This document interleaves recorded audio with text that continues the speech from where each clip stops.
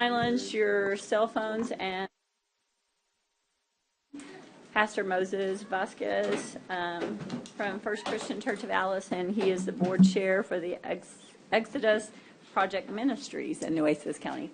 Thank you for being here this morning. Amen. Will you pray with me? Just bow your heads. Father, King of heaven, we are just thankful for the simple things, for a sound mind and just the ability to be here. Father, we're thankful for the protection you provide every day in our homes, on the road as we travel, the things we take for granted. Lord, we're asking for your help today. We're asking for your wisdom. We're asking for your knowledge. We're asking for your unity, Lord, to help and bless our leaders, our community, Father. We pray for our country. We pray for just every individual, Father, that is lost and shut in.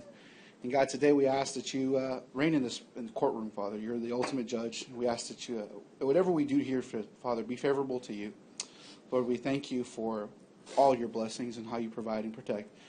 God, lastly, we pray for the families, Lord, of these public servants, God, that they spend so many hours in here, Father. Everybody who's in here is doing something to serve someone else, Father. And so I ask humbly, Lord, that you be with them, be with their families, provide for them, let them never feel alone or discouraged.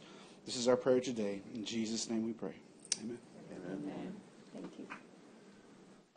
I pledge allegiance to the flag of the United States of America and to the republic for which it stands, one nation, under God, indivisible, with liberty and justice for all. Honor the Texas flag. I pledge allegiance to thee, Texas, one state, under God, one and indivisible. Thank you. You may be seated. It is 9:07. I am calling this meeting to order. We have all commissioners. We have a quorum present. We are at 901 Leopard in the Nueces County Courthouse. I'm certifying that a quorum is present. Moving on to item D, do we have any announcements of disclosures of conflict of interest? Any of the commissioners, you may do so during the meeting if an item comes up and you're not thinking about it. So there being none, we will move on to item E. We have a public hearing. The Nueces County Commissioners Court will conduct a public hearing to receive public input relating to the changing the name Bernice Drive to Bernice Lane in Nueces County pursuant to section 251.013 of the Texas Transportation Code. Do we have anyone signed up for that? Juan's right outside for the public hearing. Did we have anyone sign up who wished to speak on that? Where's this? Oh, sorry. Thank you. These don't say. Is there anyone here who is here present wishing to speak on the public hearing on the Bernice Drive to change name to Bernice Lane? Then if there is not, it is 9:09 and I will close that public hearing and we will move on to our regular hearing. It is still 9:09, so moving forward. We have item F1, adopt a resolution proclaiming the Special Hearts Day December the 8th. And if I could get a motion for that. We have a motion. I'll second that motion, and Francis is going to read. In recognition of Special Hearts Day, December 8th, 2023. Whereas Special Hearts in the Arts provides individuals with special needs the opportunity to explore art, music, dance, and theater, which gives our community the gift of experiencing the unique and special abilities each talented special heart expresses with joy. And whereas Special Hearts Day allows Special Hearts in the Arts a community platform to share their gift to the world through their own unique abilities. They rejoice in not just one special ability, but all special abilities, whether it be in sports, fine arts, or other unique gifts that each special heart proudly and unselfishly offers. Special Hearts Day allows everyone to embrace a reality that focuses on special abilities instead of disabilities. And whereas Special Hearts Day is a celebration of special hearts, families, volunteers, and community members that provide our county the opportunity to understand that special hearts are remarkable contributors to the greatness of our community. Special Hearts Day celebrates the blessing and gift of each special heart in our wonderful community. Now therefore, be it proclaimed that the Commissioners Court of Nueces County does hereby formally designate December 8th, 2023 as Special Hearts Day, duly adopted by vote of the Commissioners Court of Nueces County, Texas, on this 29th day of November. I have a motion and a second. All those in favor say aye. Aye. Aye. Any opposed, same sign. And I believe we have some folks out here that wish to speak on this, so please. I didn't get your names, so just thank you for being here. I'm today. Sherry Davis. Market Bayo. Hace Borden. Crystal Salinas.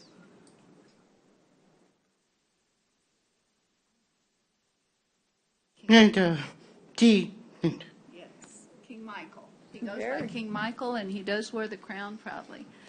Very good. I'm the Executive Director for Special Hearts in the Arts, and we always say special hearts instead of special needs. I found out the only need they have is where's the bathroom and what's for snack. And we say special abilities, not disabilities. I hate to break the news to everybody, but we all have a disability. So we, in our building, say we are special hearts, and we have Special abilities. and I say they can stay when we say that. We appreciate the county because you helped start Special Hearts Day proclamations. The city took over and does a proclamation, but we got blessed. Governor Abbott just signed a proclamation declaring Special Hearts Day a state holiday on December 8th. Now, as you look at me, you see that I'm a little older than a lot of you, so I am handing it to you to make it a United States Day and a World Day, where all special arts in the world are recognized for their special abilities. And as the proclamation said, it's not just in the arts, it's sports, it's just them. So we so appreciate what you do for us, County, and thank you very much. I gave you a flyer for celebrations for next week to come and sign autographs and take pictures with our special hearts in the city. And then next Saturday, we're having the big celebration. Every one of you can come by and meet a lot of the special hearts. So God bless you. Thank you so much. This is a God-led organization. Absolutely. Thank you. We would like for y'all to come up front and let's do a photo. And By the way, we have a lot of special hearts that sickness is going around. Usually we have about 20 kids showing up. Go over there and like stand.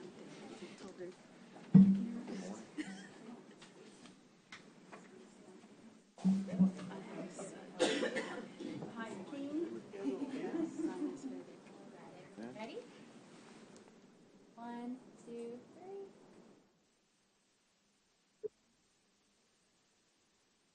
thank you so much. Thank y'all for being here.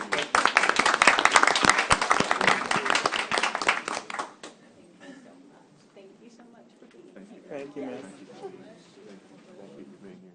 Thank you for what you do, ma'am. Thank you. Have a good day there, King. I like your crown.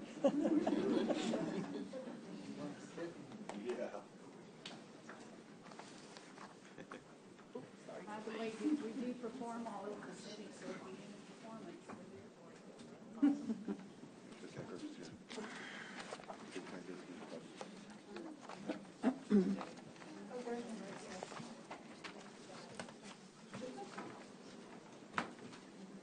Let them get out of here, and then I'm going to go to public comment, and I'm going to get the doctors out of here right after that. But since some of you signed up for public comment, I'm going to do it first. So, okay. The first person up is Ty Payne. If you will come to the podium, speak in the microphone, and state your name and address, and understand that we cannot comment back, but you have your 3 minutes to speak. Yes. I do have for the clerk. I'm taller than the microphone right now. Do you want someone to pass that out? If they would, please. I do Yes. have the packets. Teresa, you want to? And I have 5 extra if you'll need them. Thank you.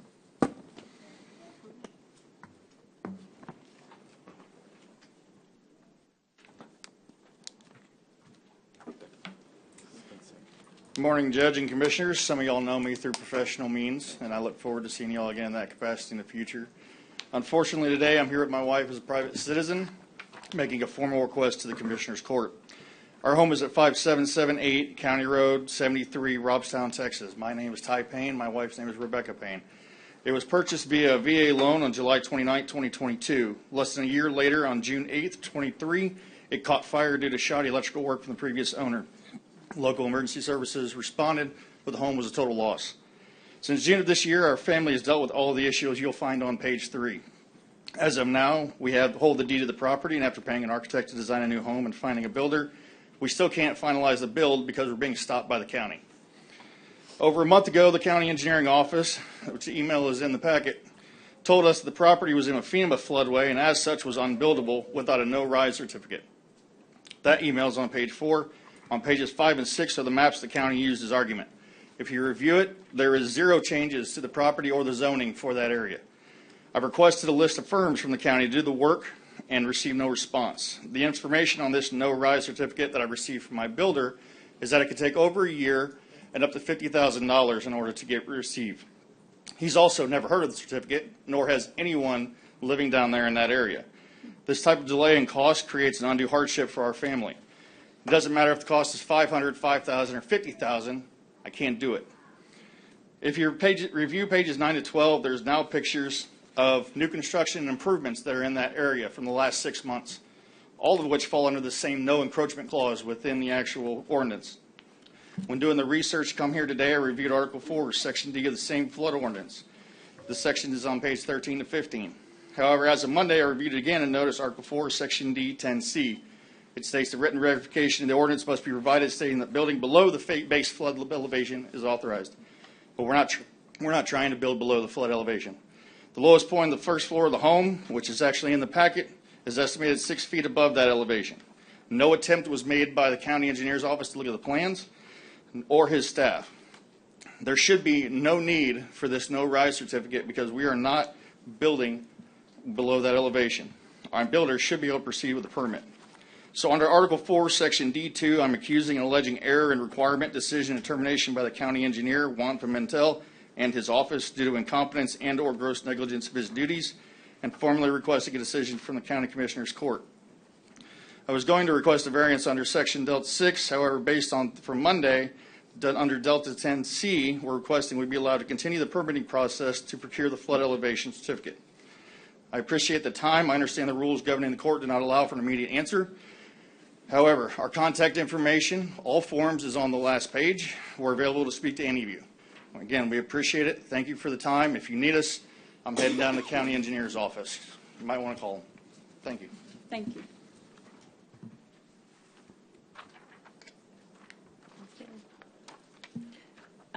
Susie Saldana.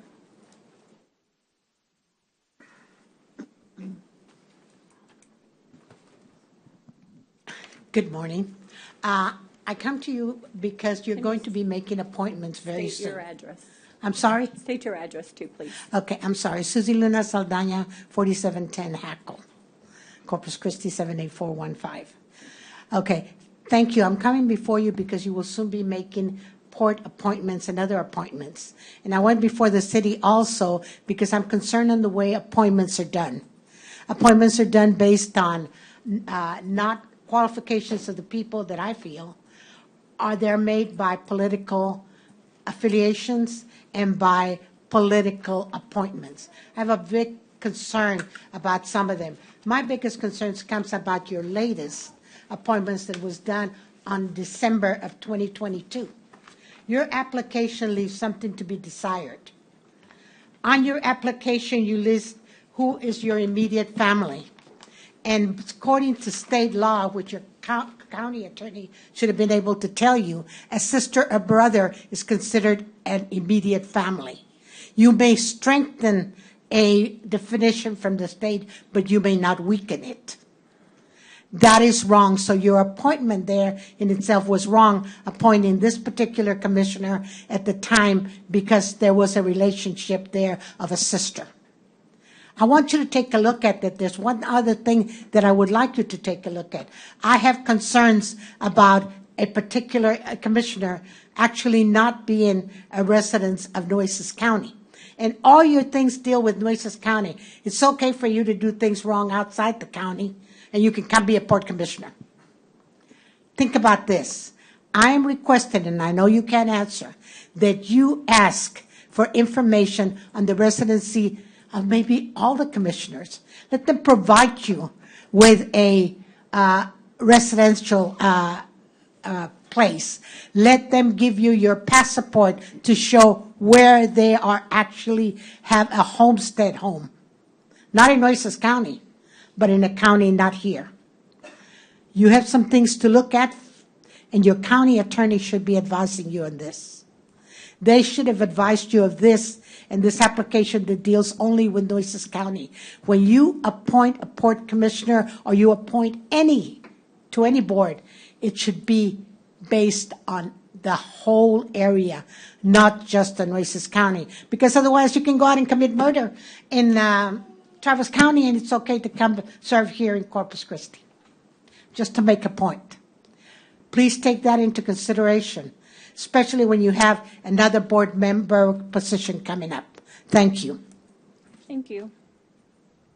Preston Cook.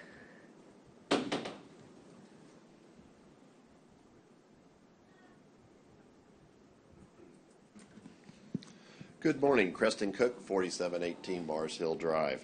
I'm Executive Director of the South Texas Military Task Force. First of all, thank you, Commissioners and Commissioners Court, for your service to our county and for your support to our area military installations. The mission of our task force is to promote, preserve, and protect area military installations. We want to increase the awareness of the military and economic value these facilities have in our community. The membership of our task force includes leaders in business, education, industry, military, government, and elected officials. We pride ourselves in being nonpartisan, a diverse group focused solely on supporting and promoting area military installations.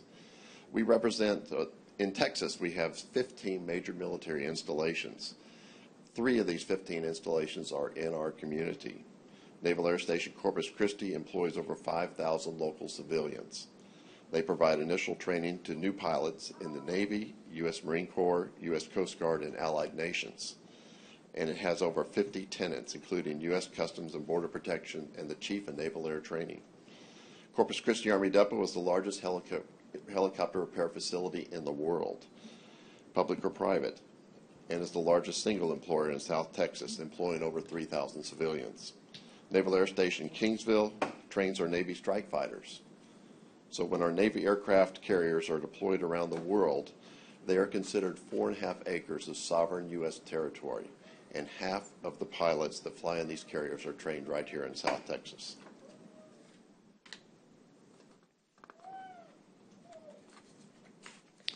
We also represent and support U.S. Coast Guard Sector Corpus Christi, which has many missions, including protecting the Port of Corpus Christi and half of our Texas coastline.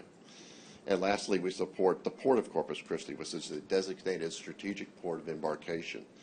Many military shipments are going in and out of our Port of Corpus Christi, and that really helps our local economy. All these facilities are critical to our national defense and the economic value of our area. We again appreciate your continued support to the Military Task Force and our mission to support area military installations. Thank you so much for your time. Thank you. Kimberly Lisan.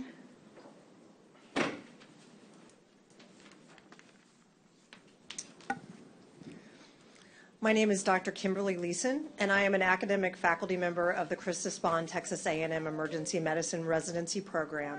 I reside at 4926 Greenbrier Drive.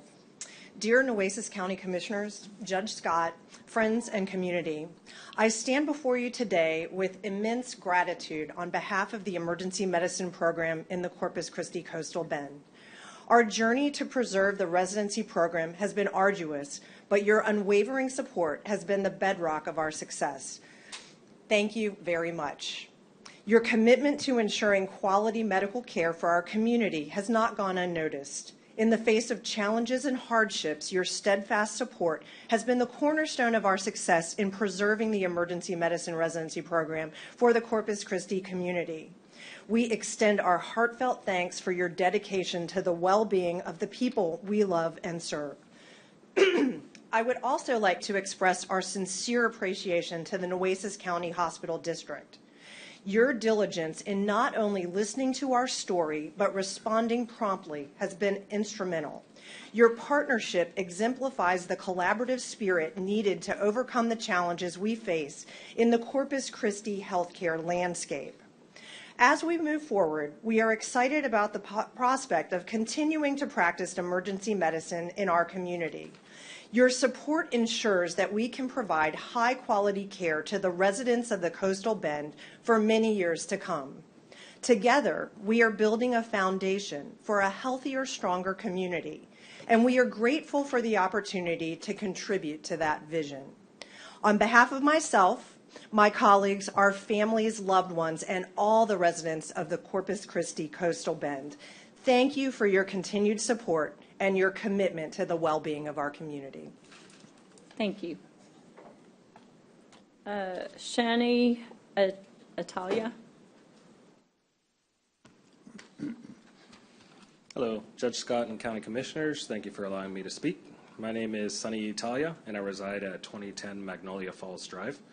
You've heard a lot from us these last few weeks, and we're very grateful that you listened. Who knew that we'd all be experts in advocacy at the end of this, right?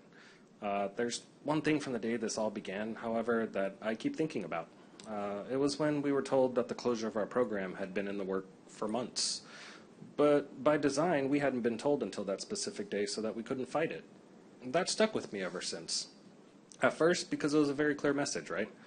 A message that meant saving us was impossible, that no matter what anyone did or said, the decision was final. Our pride and our hope shattered with just one sentence. But my mind quickly got back to the real issue of an impossible battle, and I realized something.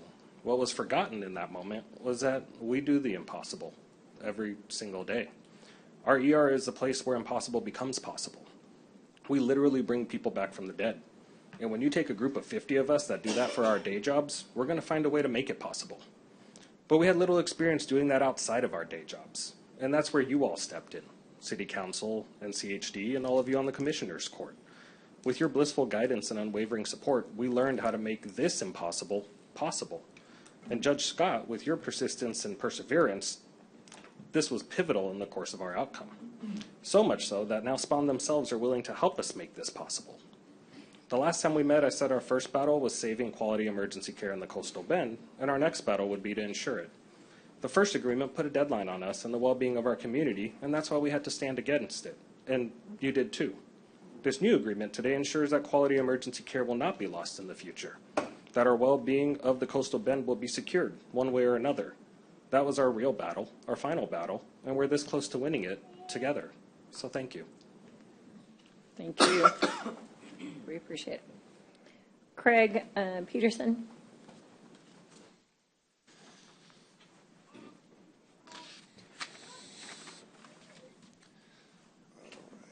I'm just going to go ahead and take this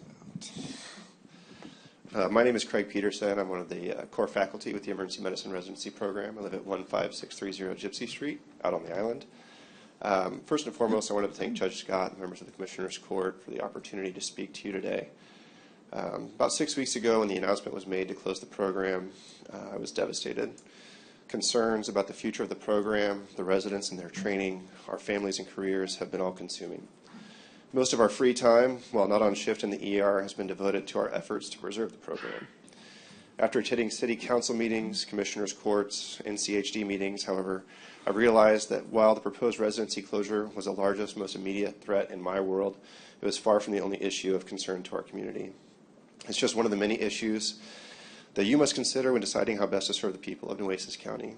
With that new perspective in mind, I cannot emphasize enough how grateful I am and how grateful we all are for the careful time and attention you've paid to our cause of preserving the program. You've truly gone above and beyond, convening special committees and special sessions to work with us and on our behalf. I want to express sincere thanks to Judge Scott, the Commissioner's Court, the special committee members drawn from our community, the NCHD Board, as well as SPAWN leadership for the collective efforts that went into this revised set of terms. This agreement will ensure full recruiting classes for the next 6 years, stability and support for the logistical and administrative requirements necessary for a functional program, and most importantly, will secure faith in the training institution and peace of mind for both faculty and resident physicians.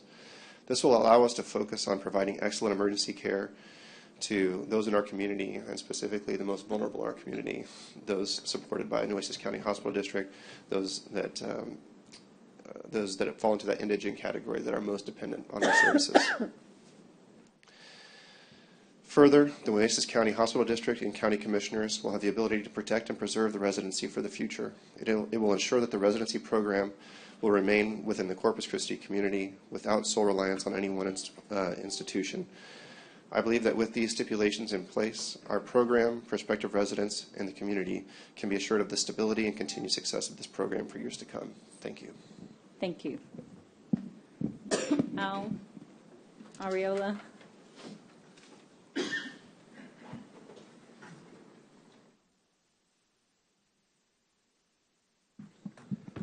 Judge Scott, members of the commission, thank you for your time this morning. Al Ariola, 301 Louise Drive is my personal residence.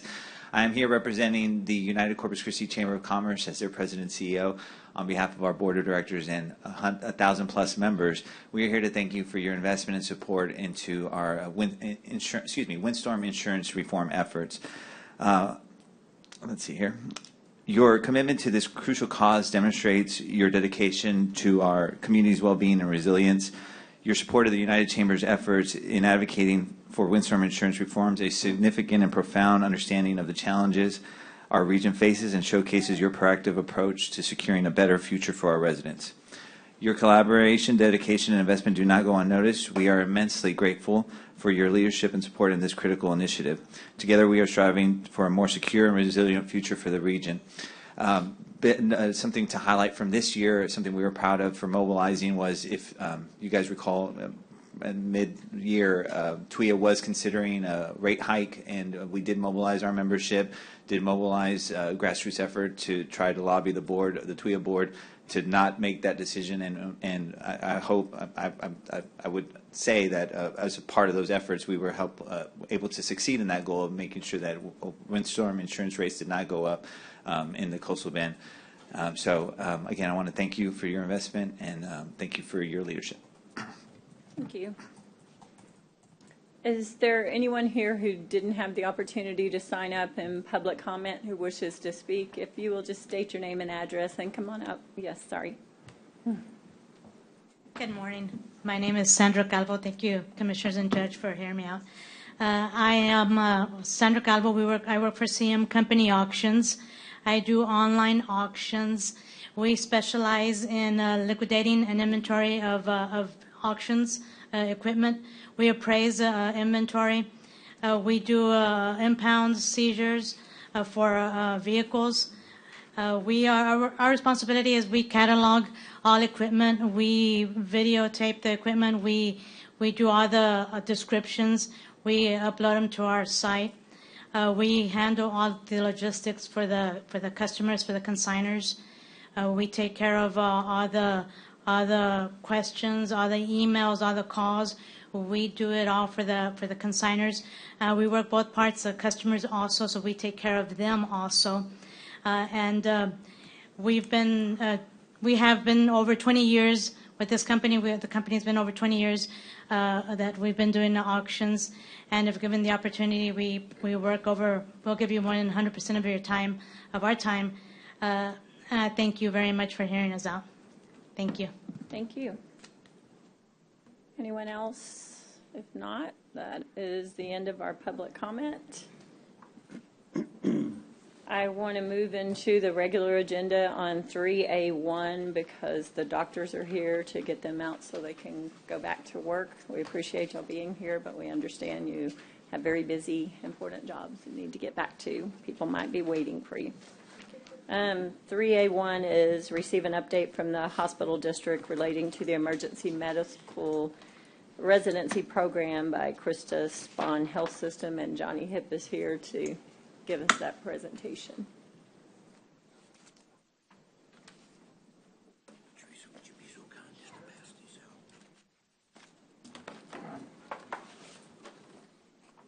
out? Good morning, Judge and Commissioners. Teresa's passing out to you the version of the term sheet that we discussed yesterday morning with the Judges Committee. I noticed that the copy that was included in your board packet was the original one that we had from a couple of weeks ago. It's not the current one, yes. So this one has a date in the top left corner of 11/27, and that one differs from the original one that was distributed on 11/13. So, Commissioners, just to summarize, this term sheet reflects the terms that the hospital district has reached with Spahn as of yesterday. Excuse me, I'm losing my voice. We're going through some additional tweaks that happened overnight that need to address some federal regulations that govern physician pay and some other things that need to be included in there. Also going to be making a change in how often the hospital district pays. It's in there at 1/12, and we'll be probably paying quarterly. And stuff and how that works. So just to summarize, this agreement is the framework for, or these bullet points are for the framework of an agreement that will follow.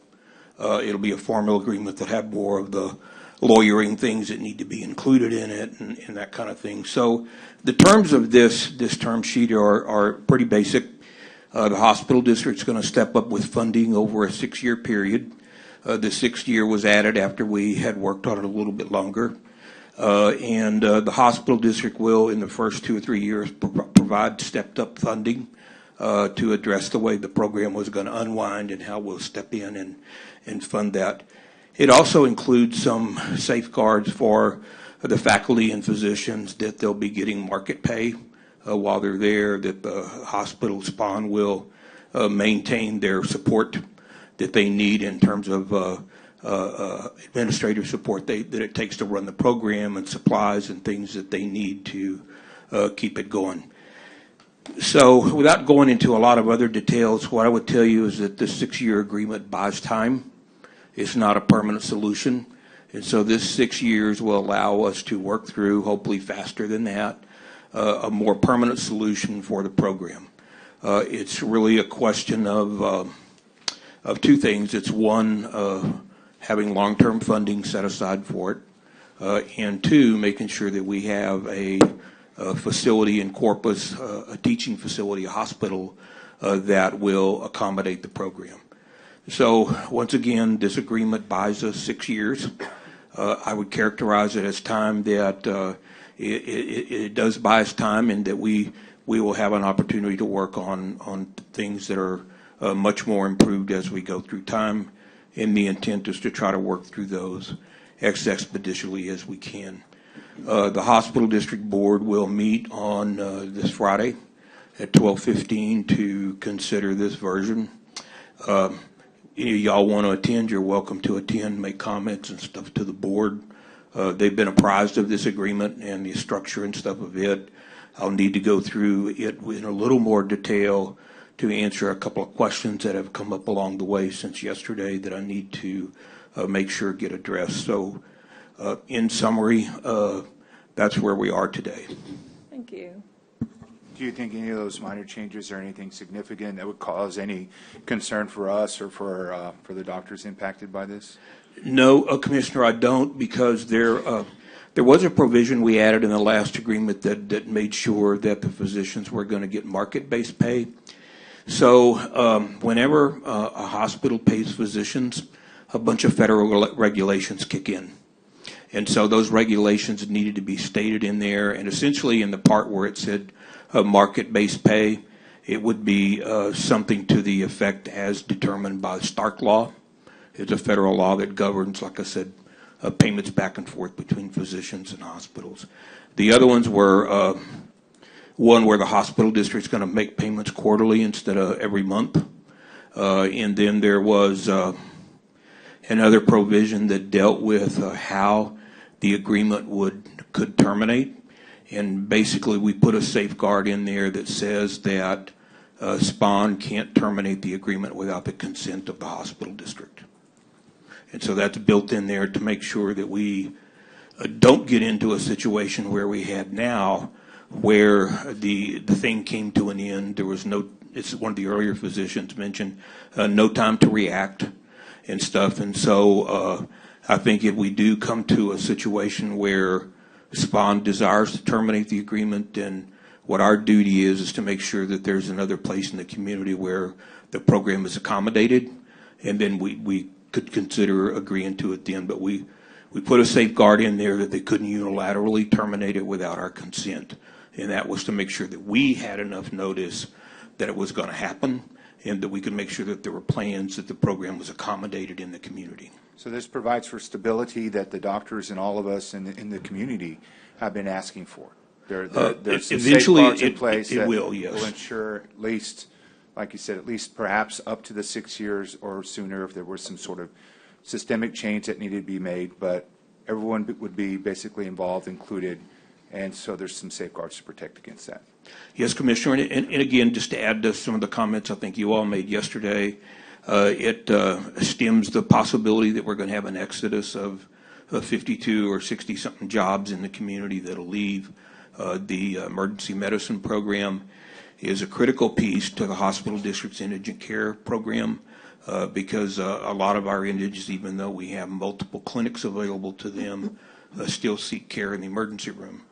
And again, this makes sure, and because typically those patients are like all patients that come to a hospital, they may or may not be subject to teaching physicians, but the teaching program in terms of family practice is sort of the backbone of our indigent care program. But when it comes to the emergency room, it becomes the emergency medicine residents. I have a couple of just quick, nothing questions. Is like my first question is, did SPON not already pay market-based pay to their physicians? Judge, I don't know that.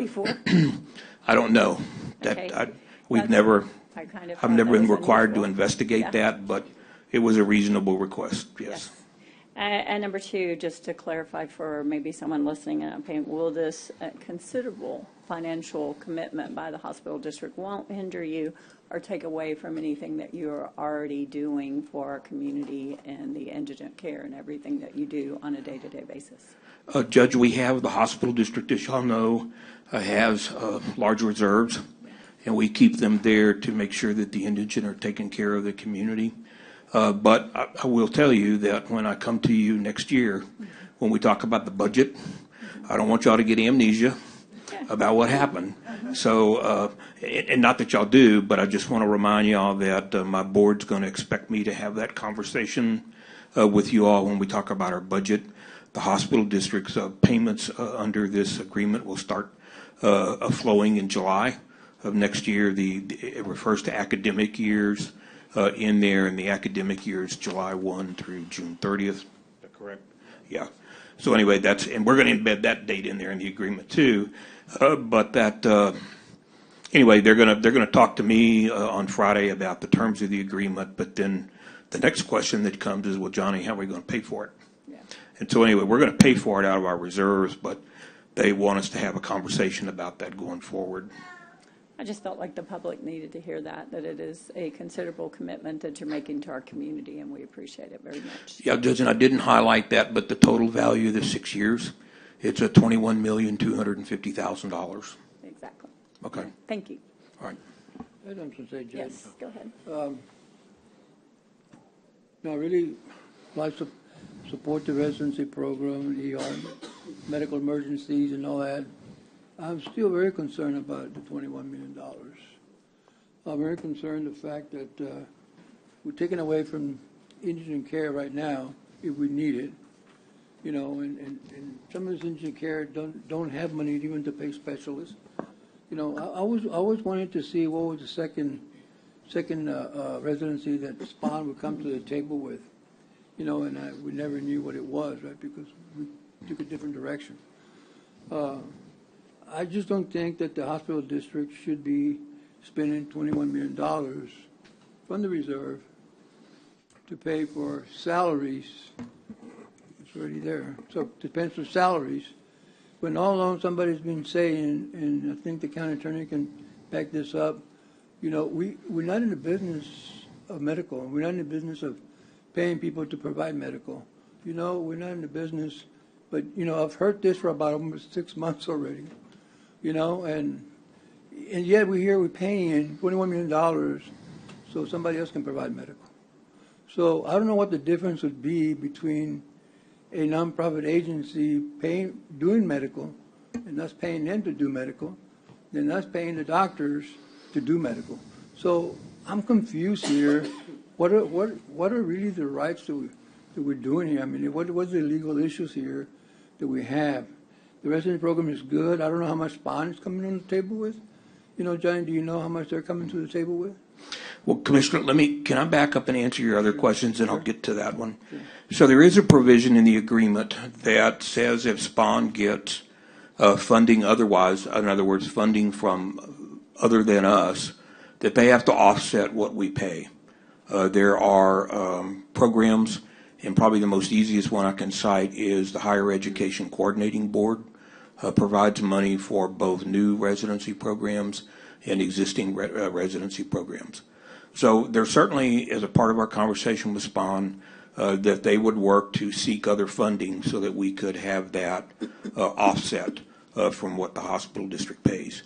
So the full amount there, the values we pay in years 3 and in the years that follow that are essentially a function of Spawn's direct cost for funding the emergency medicine program.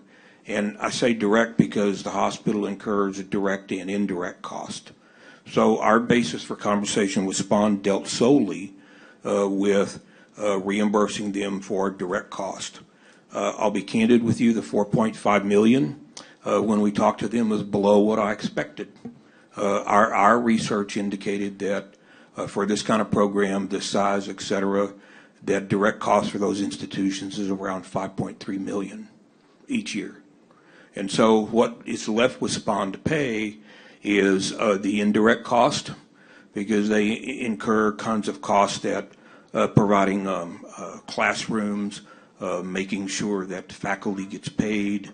There are all kinds of other costs and stuff that they incur that are outside what we agreed to. So what I'm saying, Commissioner, is that in this deal there's an offset for if Spawn gets any additional payments, they offset what we pay to them. There's also the cost that they talked about in terms of direct costs being less than what our experience is, and we validated those costs and stuff there. So I think, Commissioner, in both cases we're okay there. But you know, this issue was one that was an important one to the Commissioner's Court. Y'all, I think, adopted a couple of resolutions along the way in support of the program. And so the hospital district's board, Commissioner, reacted to those. And they directed me to work on trying to find a solution. You know, the first one got close, but it didn't get close enough. And so we went ahead and added a 6th year to the agreement, and Spawn agreed. So, Commissioners, I mean, I guess there's a lot of different ways that you could look at this. And in this case, we responded to the court's indication that this was an important matter before the community. And so the board reacted to it, but at the same time, we've tried to build safeguards into there to make sure that if there's any other funding that came along, that we didn't have to pay it. And the amount that we negotiated with them is far less than what other people have to pay for direct cost. You know, and I know you make 2 points right now about coming back to the Commissioner's Court, and, you know, and there's some of us here you always say no to no raising taxes. Somebody, I don't care what it is, they're going to say no to no tax. And you're going to come back to us next year and say we're going to have to raise tax to replace some of those money that you're using right now. When we did the resolution, we didn't know about the $21 million. At least I didn't know about it. So, so I don't. It just came after the resolution. So at least I didn't know about that there was a $21 million. I think that was way before the discussions. No one knew about the 21 million at that time. That's what I'm saying now. But this way, with this resolution, I was in favor of the whole resolution because we wanted to keep the residency, we wanted to keep the ERs. But sometimes I wonder if it's cheaper to hire doctors versus doing the ER emergency residency. I don't know. I don't think those are the things haven't been answered yet. What versus one versus the other. I'm just concerned again about the $21 million that we diluted from the indigent care reserve funds in case something does happen. And if we have that kind of money, then why don't we subsidize some of those indigent care people that can't afford specialists? Why don't we are paying for those? How come we're not paying to help them go to the hospital and get surgery that they don't have money to? But that's ain't going to do it for free either. So why don't we do that? I mean, now that we're giving them so much money away, why don't we look at something else about helping the indigent? Commissioner, there was some sense of immediacy when this was brought up. There were I think a timeline of the residents need to get a class filled. I mean, they may still be a little bit behind already in trying to make sure that their classes were filled. We didn't have any notice either. This got dropped on us at the same time it got dropped on everybody. And so we believe that this agreement is one that buys us time to take a look back and figure out if there's some other way to do this. And so I think we've given the circumstances that we had in front of us, the thing that it needed to happen quickly, that we needed to respond. The faculty needed some responses. The residents who applied for the program needed some responses. And so, Commissioner, when you have that kind of circumstances in front of you, and then the issues I confronted in trying to convince SPON to back away from this, it took some dollars. It always takes dollars. Unfortunately, yes, right?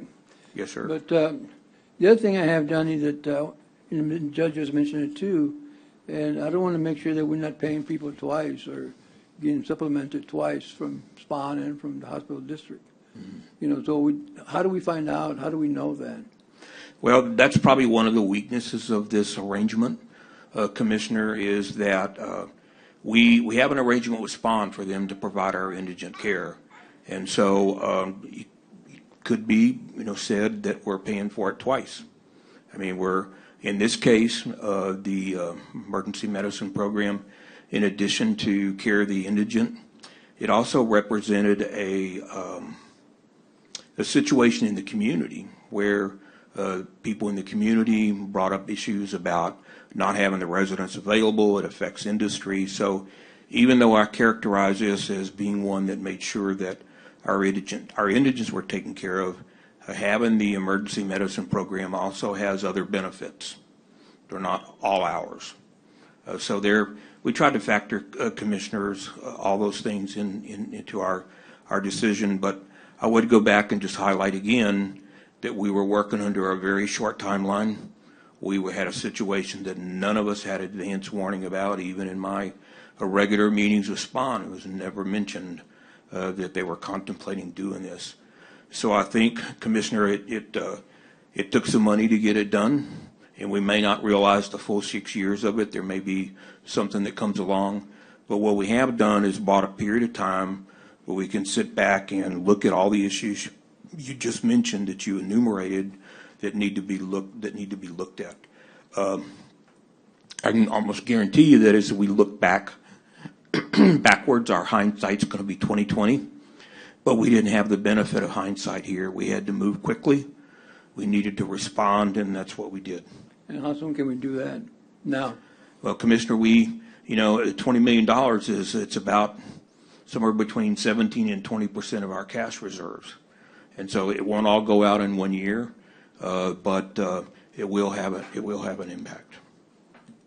The last question I have, Donnie, is, again, this is really, I mean, I've been thinking a lot about this. It just kind of bothers me a lot that, we always find reason not to do things, when it comes to indigent and helping the poor sometimes, but yet we join the front lines to, to pay salaries and everything else to, for something that I don't think you should never got involved. This is not your fight, really should have been. Your agreement with SPAWN was 2 residencies. You didn't say which ones. The family medicine was, it's a have to do thing. Family medicine, that was a have to do thing. But the other one was chosen by SPAWN, I think, to do the emergency, medical emergency, ER, and not the hospital district. It came from them, and if they were to get rid of it, they have to come up with another one. And I always wonder what would the other one would be. It would be specialty doctors. Would it be primary doctors? Something that some people who stay here that's going to, get their own patient here, stay here, because that's another concern that I have is, do y'all have will y'all put some kind of a clause there where it says if you finish the residency, you have to stay here for 2 years in this county? Well, Commissioner, I'll put that on the list. I can't answer that question right now, but I think if there's an opportunity, we'll make sure that we work on something like that. I will say that in the list that I passed out to you, if you look at paragraph 7, paragraph 7 talks about us and SPAWN conducting a community needs assessment in terms of what physicians and stuff are needed in the community. So if it becomes that the emergency medicine program doesn't stay with SPAWN, it goes somewhere else, so there will be in a situation where there won't be a second residency there. So it's in our intent that paragraph 7 would be used to help determine what a second residency program or even a third residency program would need to be at SPAWN. I agree with you, commissioners, and I think everyone in the room is beginning to experience issues right now where it's hard to access physicians. Either they're retiring or they're leaving town or there's not enough of them. I mean, there's a series of issues that are out there confronting all of us as citizens of the community. And that's why paragraph 7 is in there, so that we essentially get a list of priority medical specialties that need to be added back to the community, so that as we have this 6-year period, we can begin to formulate how that might work. Now, Commissioner, I will say that there also is some movement. There is sort of a very early meeting I have with I and some members of my board have with City Manager Zanoni tomorrow to talk about how we can use some available funds that the city has for helping retain physicians or draw physicians to the community. The initial conversation piece tomorrow is it's a very early, very preliminary, without a framework in place yet, but that conversation will involve possibly finding a way to help recruit physicians by helping them relieve some of their loan burden, either repay it for them or do whatever.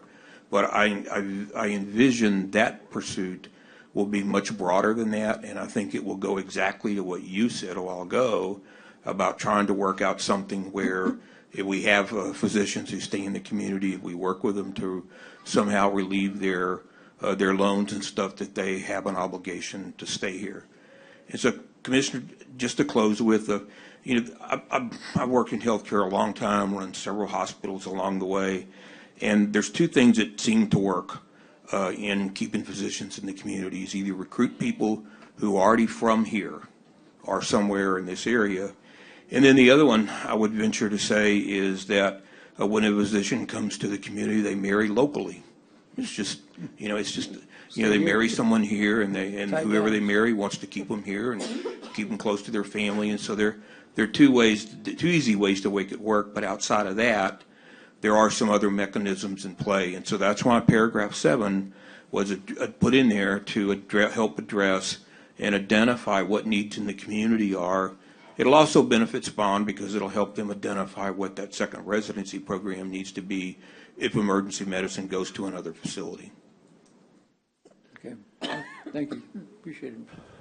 Judge, if I Yes. can jump in, and I'm sorry, maybe I could have gone before Commissioner Gonzalez. It might have cleared up some of the things that he had questions about.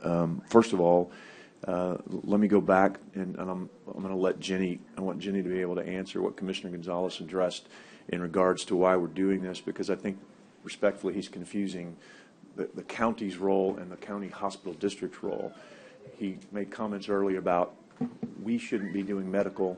We as a county, why are we doing this? Well, this is not us doing this. This is the hospital district, and their role in life is to provide medical care for the indigent, correct?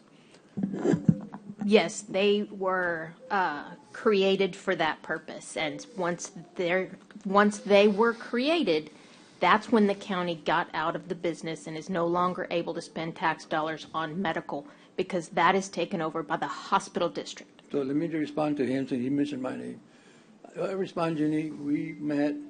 There's no difference than the hospital district giving us the money to run the clinic, the medical, right? And then giving the money to the hospital to provide medical. Completely So different. The difference, It's still completely coming from the different, hospital Commissioner district. Gonzalez. It's not coming from us. It's coming from the hospital district. But it's completely different. Their role, you made comments earlier, and I'm addressing your comments because you specifically made them, and you also alluded to me, and I didn't jump in on you on the Didn't tax. mention your name. I didn't mention yeah, your but name. you, come on. Commissioner, your you name. said the tax issue, you know, it was Yeah, me, I but know. I let you finish your entire thing, so I'm responding to your comments, which were respectfully incorrect. There's a huge difference in getting funds for programs that are within the scope of what the county can do and not. These funds are being allocated for indigent care. When you also made comments about we don't do enough for the poor. Oh my God, how many millions of dollars does the hospital district do and take for indigent care? Johnny, I mean, do you know the answer to that? I mean, you're spending millions and millions of dollars subsidizing indigent care at SPAWN now. Is that correct? I mean, this county, through the hospital district, that's their charge, is to do exactly what you're doing, and just to say that you're not doing that would be incorrect, because that would be without your mission. Commissioners, let let me just draw you to the easiest number. Our tax levy, which y'all approve the tax rate for, is right around $30 million a year. And the hospital district uses that money to make sure that the indigent are taken care of. We also use the money to help all three hospital systems in the community draw additional federal supplemental payment funds and stuff. And so if you want a number, 30 million is the number, because that's what our tax rate is. And that money goes towards the surgeries and the things that it goes to all of that. The commissioner alluded to, that Yes. why aren't we doing more of that? And the answer is we're doing a ton of that. We're doing millions and millions of that now. So, but we're doing millions and millions of that now. We can always do more for anything. I agree with you on that. And I think it's important to know too that the long play on this is, one, there was no second residency ever offered by SPAWN when they wanted to eliminate this. In fact, if everyone will remember, their lawyers stood up and said they don't believe they have to have a second residency. Thus, the hospital district passed a resolution that also said, oh, yes, you do. We are not giving up on that provision, and we're going to fight that provision, because there is a provision in the agreement that clearly says SPAWN has to provide 2 residencies. So at this point, I would look forward to hearing a presentation on that as well, but they did not have a plan for a second residency because they did not believe they needed to have a second residency. So that's part of it. Is what the hope would be on the long play on this, being just completely candid with everybody on this, is nobody in the room thinks this is the greatest deal in the world.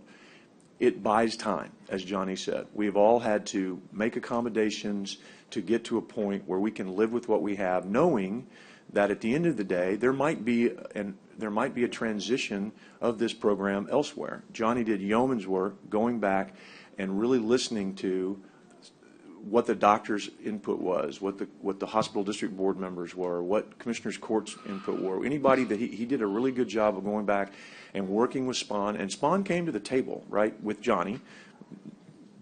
Didn't come to our meetings, and that's okay, that's their choice, but they came to the table with Johnny and in good faith came up with something that they could live with, including putting a clause in here that indicates that if there is a transition, the hospital district will be involved, which means they won't come in and make an abrupt decision without some consultation and let the community react to it. And so the hope is that this doesn't last 6 years. The hope is that, I mean, being straight up, the hope is this gets transitioned elsewhere after a couple of years, or Spawn comes back and says, you know what, we've made a different decision, we want to keep it and we don't need that money for the long haul. It's a contract. The contract will have an out clause that either party can get out of at some point. If Johnny and the hospital district board doesn't feel that this properly serves, then it gives us the opportunity to reallocate those funds elsewhere. One of the things that we've talked about as a committee is continuing to work as a committee. And let me just tell you, this committee spent hours and hours and hours and hours on this to try to save the program, to put aside political differences, to put aside feelings of this or that, or someone doesn't like what we've just rolled up our sleeves and gone to work and come up with not a great, perfect solution, but one that saves the community, saves 50 doctors for this community, helps the indigent in this community, because losing these doctors hurts the indigent the most, because the indigent community statistically goes to emergency rooms more than anybody else percentage-wise. So to not have these doctors and lose 52 doctors in this community, the cost would be way more than $20 million to this community. It would be immeasurable into it. Again, the hope is after about 2 years, we'll be able to transition this somewhere else, maybe, and not, the hospital district doesn't have to spend all the funds that has been allocated to this, because no one wants to do that. The doctors don't want to do this. You know, they don't want the hospital district to have to spend this money. But at this point, and I'm sorry, Mr. Gonzalez had to leave because I was wanting him to hear some of this, was that they really feel that this is the only way at this point that we can save this for a period of time that gives us time. And Johnny said it well, this buys time. It's not perfect. It is definitely not something that is ever perfect. And if we had had a little more time, and if we would have not had it dropped on us the way we did, maybe so. But at the end of the day, this is definitely something that we will be looking for other funding opportunities too. And I think that's important to note. One of the things the committee talked about was, look, we can do this for now, but then we need to go to this Type A board and the Type B board, because we haven't even hit this from an economic development standpoint. If someone came and said, we're going to bring 50 doctors to the community, I guarantee you that Type A board or Type B board would say, heck yeah, I'll spend millions of dollars to bring 50 doctors. Okay, well, then let's spend some money to keep 50 doctors. That's what people forget. We all always talk about what can we do to bring great things to our community, but sometimes you got to invest in what's here. And that's what this is. This is an investment in what's here. These people want to be here. They have fought to be here. They have unified like no group I've ever seen. They've come together and said, we love Corpus Christi. We love the Coastal Bend. These residents love being here. We want to stay here, live here, and work here. And I don't think any of them got married here or were from here. I know. No, that was a good example. No, that's a good example. But the point is, a lot of these people didn't fall under your two categories, and they're fighting to stay here. And the only way we can think of to fix this in 45 days, which is what we've been doing, is this. And I know that's not perfect, but I'm committed. Commissioner Mottes is committed. I know the judge committed by forming this committee. I know this court has supported this. But Commissioner Mottes and I have committed to these doctors in this committee to keep this committee going, to find alternate sources so that the hospital district doesn't have to pay for this. We don't want them to have to pay this whole deal. Our goal is to have this figured out in a couple of years to where they're not having to even hopefully kick into that $4 million level. Hopefully it's only the $1 million and the $2 million, and we're somewhere down the road, and then it's a screaming deal if all we had to do is pay that amount. So I get it. I mean, if I hadn't spent the gazillion hours on this, I would have reservations too. So that's why I'm trying to put out everything that I can put out so that everybody knows and it's hard to do it in 10 minutes when we've been working on it for 30 or 40 or 50 hours and explaining it. But the long play here is SPAWN has come to the table, realizes they probably need some time to figure this out. We know we need that second residency. The hope is we will get SPAWN to do a second residency. This residency might shift another one, and we'll end up with 4 residency programs in this community. The more residency programs, the better, because that's another 50 doctors. And Commissioner Gonzalez is right. We need other kinds of doctors in this community, too. We need other kinds of residencies. I would love to hear SPAWN's plan for that second residency if this is not the one they want to keep long-term, so we can shift this over to HCA or Driscoll or whoever, or keep it with the hospital district and do it. But this is an exciting deal. This is something that again, I wish it was better, but I think it's a good situation, and I think it meets the needs.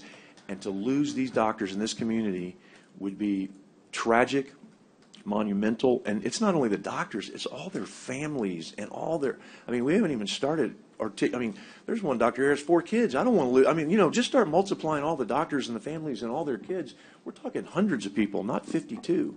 So, and you know what, Johnny, it's a fair point, because Commissioner Gonzalez did allude to the fact that I don't like to increase taxes, and he's right, I don't. And this is, and I will keep this in mind on your budget next time with the hospital district, because now I will look at other programs that maybe, because there's other programs that I don't always think we should be doing through the hospital district, but I support because other people on this court support, and maybe we need to look at those too. But that's a fair ask. If you have to go up, even though you've got some of the best reserves in town, quite honestly, having $90 million, I believe, in reserves, we need to spend it.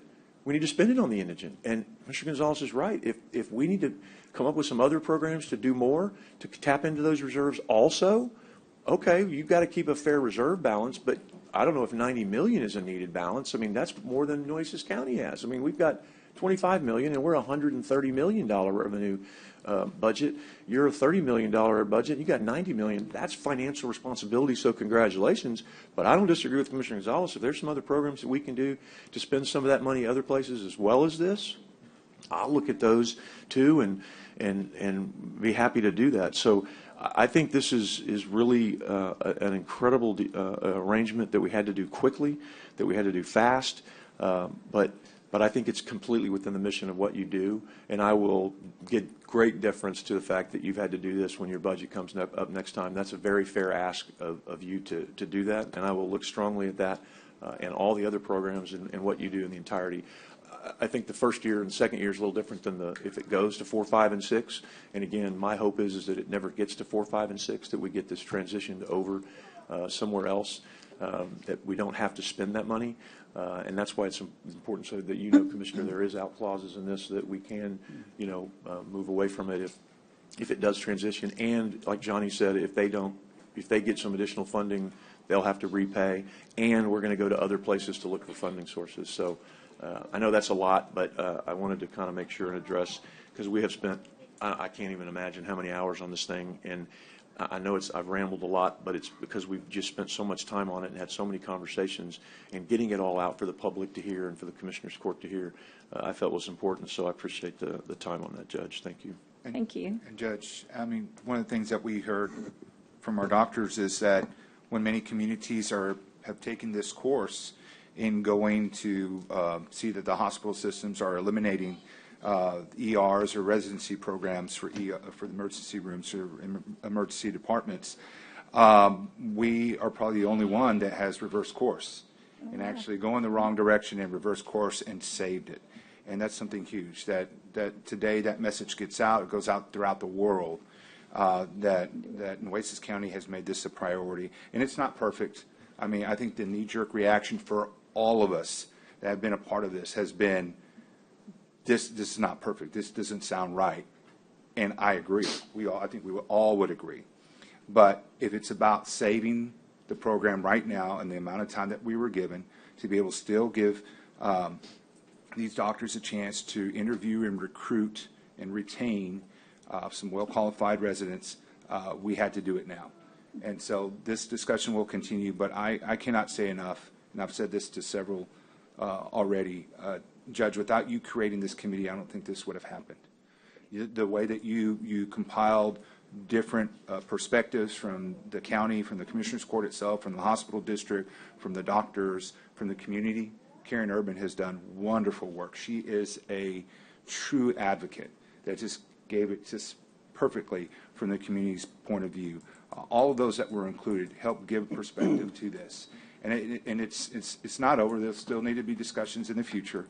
But without you coming up with this, I don't think we would have had that opportunity. And it brought everyone together. It gave still opportunity for Spawn and Johnny to work kind of sidebar conversations and be able to work this out. And that's what this was all about, I feel, that why you created this, was to be able to have kind of outside the formalities of a formal meeting and have just a committee, ad hoc committee that you created, that we're able to kind of have those conversations, to work this out, to have pushback, to have some frank conversations and feedback on this, and say we may not think it's perfect, but at least it works and at least it saves it for now. And so I want to thank you for stepping up and creating that. Thank you. Thank you all for serving. Commissioner Hernandez, I think you wanted to speak. Yes, Judge. Like my other two commissioners and some of the folks, I'm still confused because at the end of the day, Spawn's going to have the last word. Is that right? Johnny? Well, Commissioner, in the context of the fact that it's their program in that facility, they do have a sway over some of that, but you know they have to work with the hospital district, and we have an arrangement with them that benefits them in multiple ways, and so you could say that it is their program and it is their facility and they have the last say, but the hospital district has a big role in their economic situation, and so when we have that role, we also have input. Okay. Well, I was just wondering because I'm hearing things that Commissioner Chesney has brought up. Said I'm finding out things that we didn't know, we weren't privy to, because we haven't attended any of those meetings, and we get these things at the last minute, and we try to read through them and make sense.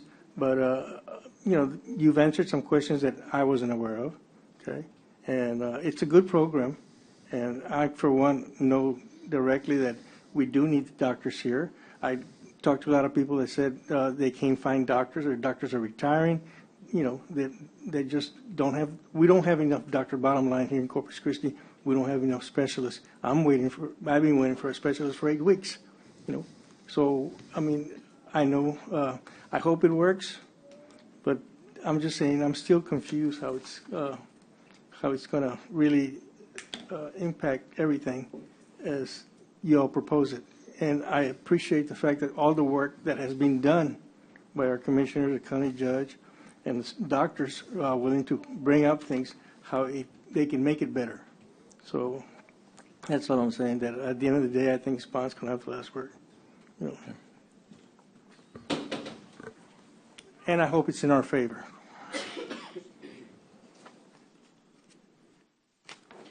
And I think this was just an update, so we appreciate you all being here. I know, you know, we can only have 2 commissioners on that committee, so I apologize for the information not being shared more, but I wasn't in there as well, but I talked to the doctors individually when they were waiting for the members to show up and stuff. I had the privilege because they're over there, so I totally understand, Commissioner Hernandez, what you're talking about, but we're very thankful for all the time y'all have given for coming here, for all the meetings that you've been to and everything. So thank you again, and let's see how this moves forward in the next year or two. We will, I'm sure, be getting updates from the hospital district as well, and hopefully you can all go back to your jobs and focus on what you do best. So thank you. Thank you, Doctor. While they're moving out, if y'all want to look through your consent agenda to see if you have any items you wish to pull for further discussion.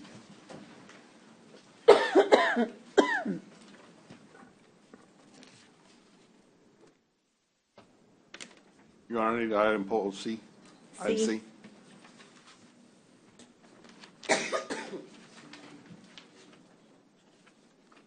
next one, Dale? C, item C.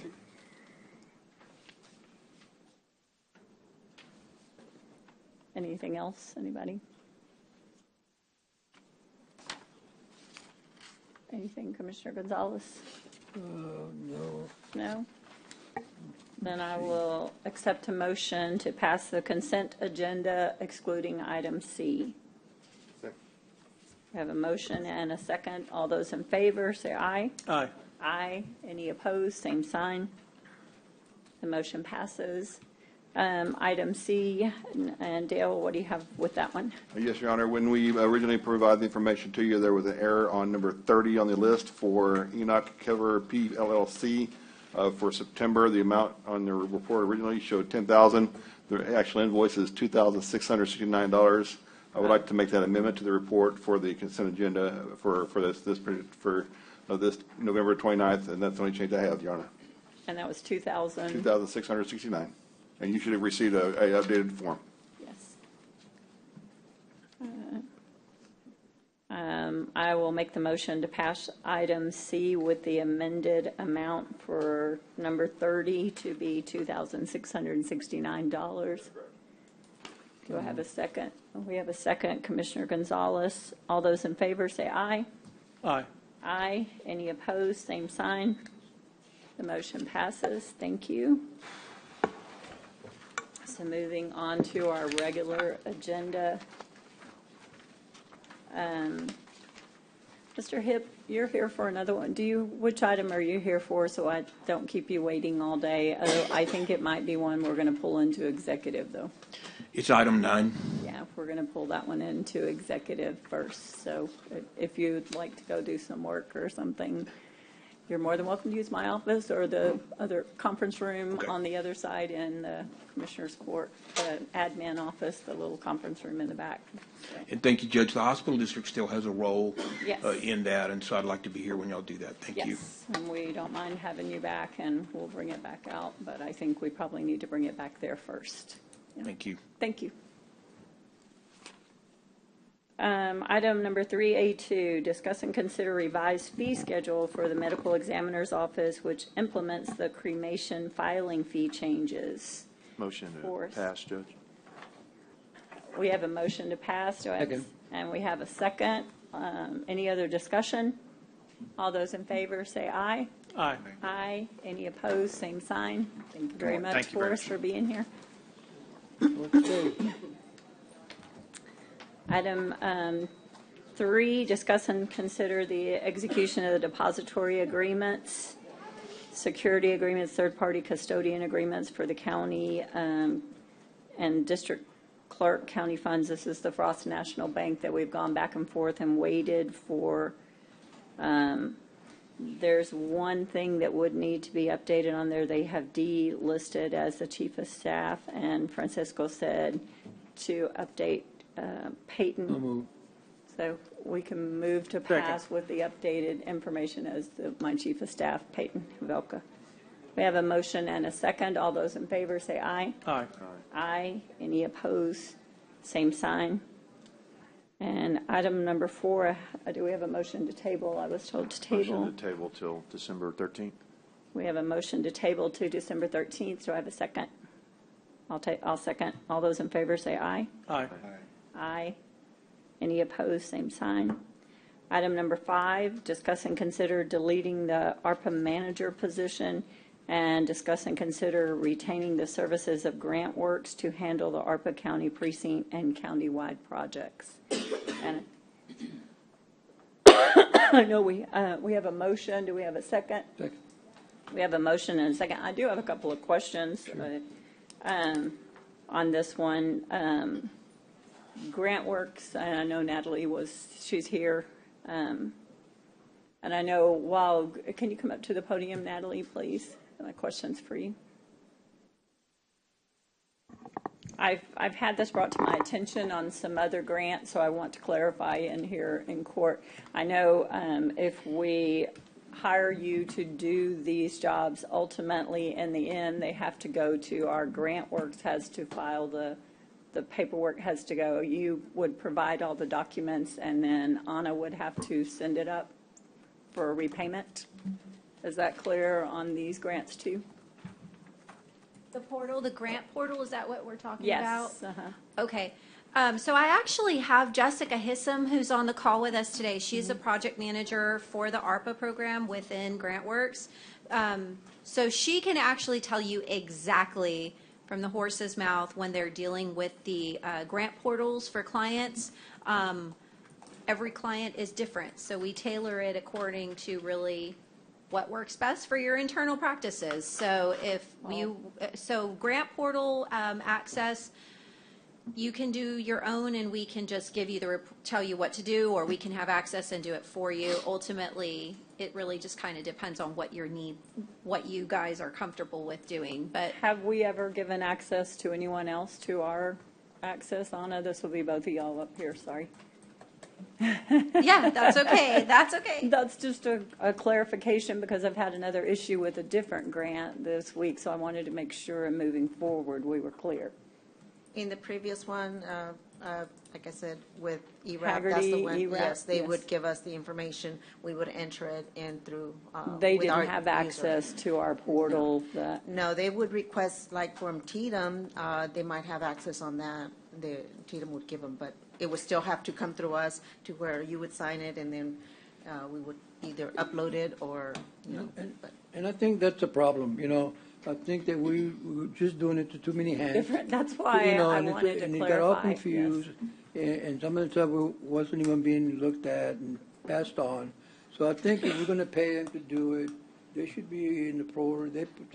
They just do what they have to do, keep on informed. I know they have to monitor it, you know. But I think if we're going to pay them for it, they need to go the whole 9 yards and let them.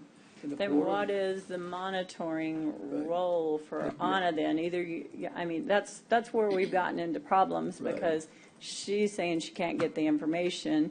She can't. I don't see why not. Well, that's when she is That's what happened with Haggerty, that we didn't have the information. And from the different departments on individual projects, when that department doesn't turn it in or doesn't send the reports, I want to make sure that moving forward, whoever takes on this role understands it is their responsibility. It is their ultimate responsibility to go after these people, that you don't wait till the day before it's done, or to turn it in to our department if we have to have it. It has to be turned in timely, or I would like a history of all of the money it has cost us because of not this communication. Public Works, auditing, grants, history. everyone. I know it, and I just think we have to clean that up. We've got to do better. So if we are voting on this, and I'm fine voting on this and giving it all to you, but I want you to know it is all your responsibility. I'm not going to have meetings with everybody saying, well, they didn't give it to me, and they didn't give it to me, and they didn't call me, and this person didn't contact me, and I didn't get a receipt. It will be your responsibility to go after all of those people. So I wanted to make that very clear before moving forward. yes, so GrantWorks does fully help. When we take on this role, we do everything for you. There are ultimate sign-offs that we can't do because we're not authorized to do that. That's the obligation of the client, in this case the county. So we would send any documents that are required to be reviewed and signed off on to you, and we keep an update. And I do those all the time. Yes, ma'am. And we have a system in place that we provide routine reports to the county as well, so that the county is made aware of where things stand and how things are being done. They can even come to court and present on those items. And yes, so we can be as fully responsible for it as you would like us to be, or as removed as you would like us to be. In this case, it seems like you're asking us to take on the 100% responsibility over it, which we would. We won't have the position in the grants department to take this on, so that would mean you would be taking on the full position. Yes, Other ma'am. than we do have the funding, the attorney is still funded through 2026 that would be available to help and go over contracts or bids or prices, whatever That's they have correct. to do. Yes. So but we would need then access to the grant portal to be able to do that. But there is some, if I'm not mistaken, this grant portal also has a authentication process as well to access it. The ARPA doesn't. It's just the MITMOD. It's just the MITMOD. Okay. So Can we do that, Anna? we can. They have access to Treasury, yes, and they're Okay. requested. Okay. Yes. So I've got Jessica Hissam, and I Okay. want to give her a second to just kind of address it because she's on the call, and this is what she does. So go ahead, Jessica. Hey, everybody. Thanks for having me. I'm Jessica Hissam. I'm one of the lead project managers on the ARPA team. And yeah, you guys are asking a lot of great questions, and it is definitely a concern. The fortunate part about what we do, and I have a whole presentation if we want to run through it, a very high level of what ARPA can provide through GrantWorks, but I can also immediately just address your questions. So it's I whatever don't we think want. we're at that point yet, Jessica, but if you want to Okay. just address the Good. questions, that'd be appropriate. Yeah. Thanks. No problem. So a big part of what we do is interdepartmental coordination. It's actually kind of one of our specialties. So ultimately, of course, we're going to need the collaboration of the county to send us expenditures and keep us updated on obligations and let us know what role that you would like us to take, if there's any subrecipient programs, how active you'd like us to be. But we will be doing that ongoing throughout the contract. So it wouldn't be hopefully, I'm not totally familiar with what happened before, but it wouldn't be a structure that would be a rush. We would be as fully, like Natalie says, as fully engaged with you guys through every single step of the project, not just reporting, if that was what you would like us to do. And if we are, we're ultimately very, very helpful during the report. It is a separate portal than TDM. It's the Treasury's individual portal, so it works a little bit differently. But once we get access into it, the report itself can be fairly easy, and we're happy to help as much as we need to. So. That's good. Thank you very much. I appreciate that. Thanks, Well, Jessica. So we have the motion. Oh, go ahead. Sorry. So will the grants department or the auditors provide them with the expenditures, the information that they're going to need to upload into the portals? How My would they staff get that does the reports. information? The auditor's office is what it says in the agreement. The auditor's office, yes. And Go ahead. Just a question, as with any third-party consulting agent, it will be by hourly rate. Yes. So everything they do will be by hourly rate. As far as what part? Any communication that they do. Management, anything Anything is that- hourly rate, not. When they employee. discuss things with the commissioner, with ours, with, it will, correct me if I'm wrong. So that's actually based on the contract. If it's a lump sum contract, then it's based on lump sum. If there's the Treasury does not require hourly be the stipulation or be the reporting style. So it's actually dependent upon the contract itself. If the agreement is by lump sum, then that's the billing structure. So based on milestones that are met throughout the course of the contracts or the construction themselves. So now, if the county would like to impose some kind of additional restriction that is more in line with their practices, then that's up to the county.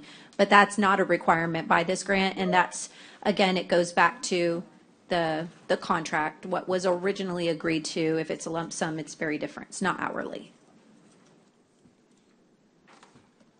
Okay, And that would be as per the individual projects you would. That's correct. You would have to do all of them. If we do away from the ARPA manager, it'd be all the ARPA projects, period. Yeah.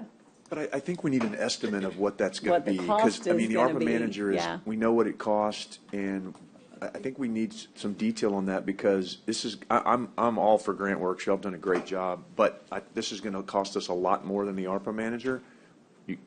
And that's not a bad thing. I'm just saying I'd like to know specifically what we're talking about, how much more cost this is going to be, because this is going to come out of the ARPA funds, which is going to be less money for us to do what we need to do with the ARPA funds. So do we have that number? Our projects that we have Judge, I already think done. that's in the item number 6. where Yes, they're I was gonna going to be say there's doing a it. subsequent item.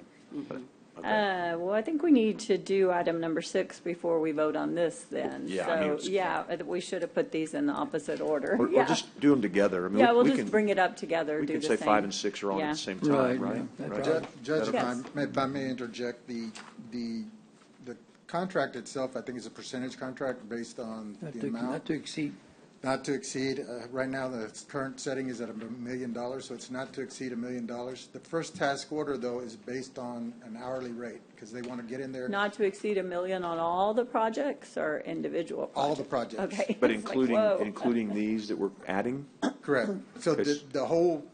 the first task order that you're going to find on there is based on, this is what's going to cost them to go in on an hourly basis to check out what we already have. So they're going to look at our contracts, look at our policies, procedures, look at everything that we have, that we've done so far, and look at where we've allocated, made the different allocations, and then they're going to come back and that task order is 3 to 4 months. But according to Natalie, Commissioner wants them heavily hit it hard, so he wants at least 3 people working on this project at that point, just to get a determination of what where we're at, where we stand. And then at that point, we'll do a task order that's based on that percentage basis, not to exceed $1 million, or whatever we determine, to finish up the rest of the projects. But, I mean, we still need an estimate here. I mean, I can't vote on something that's just open-ended, because the ARPA manager costs us, I don't know what we were paying, $90,000 a year for an ARPA manager. It's $200,000 for 2 years. Yeah, you had 350. Right. So 3 years, yeah, so Right, so with per year. benefits, Well, everything, it's, yeah. Right, that's where I was going, was, okay, so whatever the total cost of that ARPA manager was going to be, obviously, we're going to save, so that would go into the factor here, right? But I just would like to know some estimate. I mean, I can't just vote on, hey, let's hope and pray, because this is a big difference. I mean, we're talking about adding all these, all these other projects, right? So we're talking how many millions of dollars of projects are we adding to what we've already given them? Anybody have an idea on that? Well, the total amount, I think, is $31 million, I think is the total. So That's on the CDBG stuff, or that we've already given them? ARPA, 71 million was originally. So it would have been, it'd be 2 or 3, I believe it's 2.5 or 2.9% of the 30 million as a percentage. So they're going to be involved now in all 70 million of our projects? Or all, whatever projects that are available that have yet to be. Okay, so where is that in detail? I mean, I need to know what that is going to cost. I mean, that could be, we could be adding $1 million to this budget. I don't know. We could be adding $5. I don't know, because I don't see that anywhere in the breakdown that I've gotten, and that's what I can't just vote on something without knowing what it's going to cost, and it could exceed the $1 million that we've given them an up to, right? Well, the contract going to say not to exceed. Not to exceed. Right, but it's still, but we still have to know, like, are they going to work on these, like, we've already assigned them the CBDG plant projects, right? That's already been done. Right. And that's up to $1 million for CBDG. Now we're coming back, right? That was the original contract. Now we're coming back and we're saying we're going to add, I don't know what, but we're going to add more projects at a percentage on an hourly rate. So there's got to be a way to give us some estimate of what this is going to cost extra before we vote on it.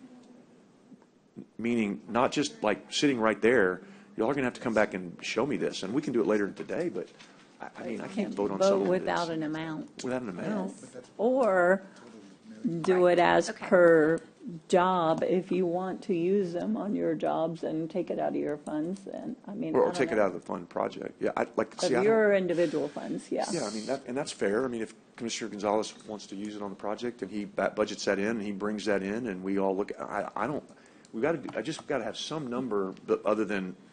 Right, so to be clear, and make sure we're kind of all on the same page here. Yeah. The CDBG is a totally different thing, is covered by CDBG, Right. okay?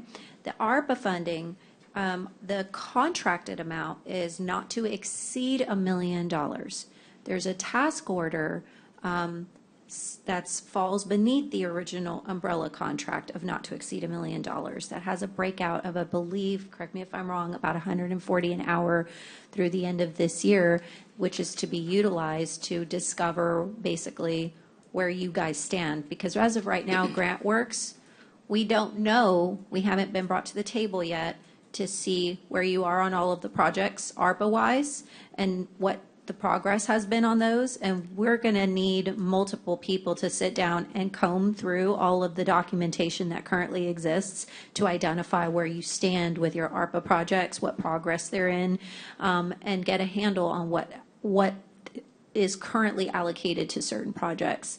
And so the task order is to be used for that purpose, for us to be able to sit down and start looking at where you guys are. Once that has been identified and we can clearly say this is the next path forward, then that task order will end. We will create a new task order that you'll then have to agree to, that'll be based upon our newfounded level of understanding of where you stand in your current projects and what needs to be done to get you guys across the finish line. And that's good clarification so it's 2 phases is what you're telling me. I still need a number on phase 1. So if you're coming in here and you're asking for additional monies that we have not already contracted you for, then I need to know, because normally if someone's going to bid on something or make a proposal, we don't pay for the preparation to make the proposal. So that's a little bit of a different ask for you to say, we need you to pay We're double us. paying because we've already started it Yeah, in grants. it's a little bit of a tough ask for me. I'm gonna listen to it, but it's a little bit of a tough ask when you come in and say, I'm gonna have to go spend a bunch of money to tell you how much more money you got to spend, and how much we're going to spend of your money. But I'm getting a little dicey on that one, because most of the times people come in and they make a proposal and they say, we'll do this for you for X, and then we decide. You're saying we're going to charge you to tell you how much we're going to do it for. It's part of the $1 million not to exceed. I get it, but you're still And- asking for money that we haven't already talked about or allocated So for. the total amount, what we did is we were requested to put a task order together that would encompass what we felt we needed to do in order to come and say, okay, we need to come to the table and have a conversation and look at where you stand. We're happy to take on the full workload, but part of being able to do that is sitting down and identifying where you are and what we need to do to get y'all across the finish line. But why would that cost? Why wouldn't that just be an evaluation? You would, in other words, if you were making a blind proposal to us, coming in and you weren't already under contract, we wouldn't pay you to put together a proposal to tell us what you're going to do the next round. You just come in with a proposal and say, here's what it's going to cost. Typically, we don't do it this way. Right. We've done it this way because we were under the impression that a task order was being requested, and y'all wanted to see that breakout of what it would cost us to sit down and do it. I don't know. The court, we did don't. The court make that request, or just individual commissioners can ask for stuff too? Yes, it was a request by a commissioner, and so we put together the task order, the work order. Typically, when we have a lump sum contract, it's included in that we're going to spend time at the table sort of discovering or going through, developmental phases of talking about our projects. That's just a given. In this case, it was broken out so that an hourly rate could be placed to, and we could actually see where we were headed. Ultimately, the overall contract is not going to exceed $1 million to include all activities that GrantWorks is going to provide, which is full management and administration to close out. So even if when we sit down under the first task order or work authorization, however you want to call it, that's not to exceed the $87,000. That's reduced from the $1 million cap. So we're not talking about exceeding $1 million. We're working up to. And I appreciate that, but I don't want to spend $1 million. I know that. I said that at the beginning too, right? You did. We put this in, I get it. I'm glad you're saying it's not going to exceed $1 million, because I don't support it if it goes that way. It's not going to go over that. Yeah. Right. So at the end of the day, so what do you have any idea what it's going to cost for this first task order that you're talking about? Not the second one, but first one. So the first one is to really engage us so that we can actually just start working on things and looking at where y'all are and kind of start moving things along. We honestly figured we put together a proposal of $145 an hour, not to exceed $87,000.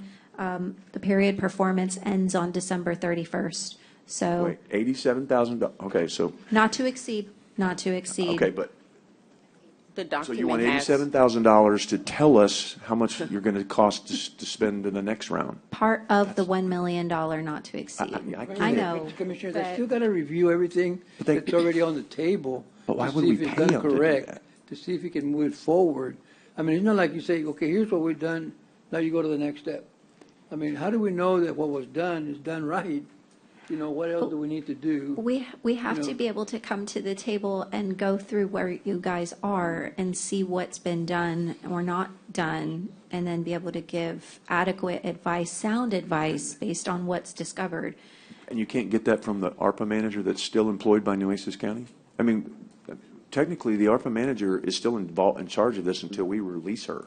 So what can't you get that's going to cost me, not me, that's going to cost the county an additional $87,000 up to, not to exceed, but if you're coming in not to exceed, you're going to spend 86.5, whatever. I mean, you're not coming up with a number that you're not going to probably spend close to, right? And Right. you're being transparent about it. Yeah. So, but why would I want to spend $87,000 of ARPA funds when I got an ARPA manager that ought to be able to relay to you what you need so that you can then make a proposal to get after it? And I don't even know exactly what the proposal is you're going to make to get after it is. Neither do we, Commissioner. Right, so how do I don't know how to spend it, I don't know how to authorize. But we're in that same boat. We've got to be able to sit down and go through things, and it's going to take multiple staff members of our own and time to sit and do it. But So, even the 87,000, sorry, not million. Is the ARPA manager's annual salary, and you're talking a couple of weeks, In a month and a half, and a you're gonna spend half. I 87 mean, grand? it's kind of, the number is a little bit alarming. it is, and I see, The performance ends on this task order says February the 29th. You mentioned December.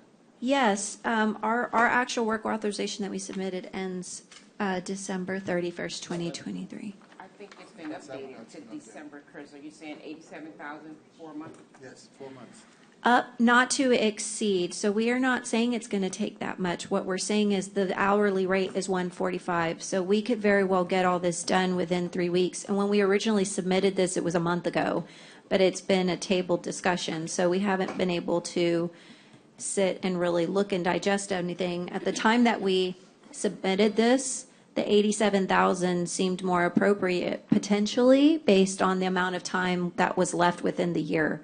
As of today's date, obviously, there's only a couple of weeks left in the rest of this year. So Natalie, I don't think we'll get anywhere near close to that. We were just trying to leave some room in case we needed to keep working under this current work authorization. so based on, you said 140 an hour.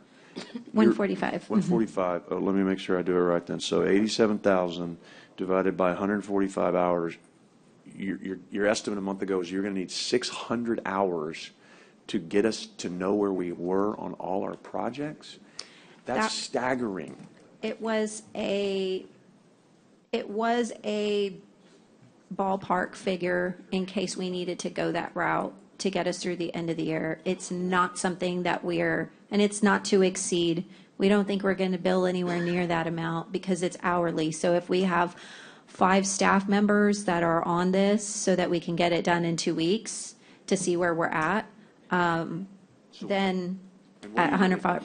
What are you going to do? Tell me what you're going to, I'm just trying to, and Yeah, again, this is explain the what the first time we've had process the will opportunity to be. discuss Sure. it. And I'm sure a Yeah. lot of these discussions were had other places that, Yeah. because you can't have them with the whole court, I get it. And it's the same thing as the committee, we can only have 2 members there. It's, on that deal, it's the same thing with That's this. the This is, challenge. we Yeah. just don't, this is the first time we've gotten it. Other people Sure. have seen it and as No, they I don't should, mind. because it's their thing. So I got no issue with I that. don't mind at all. So, But I'm just trying to figure out what it is you're going to do for 600 hours.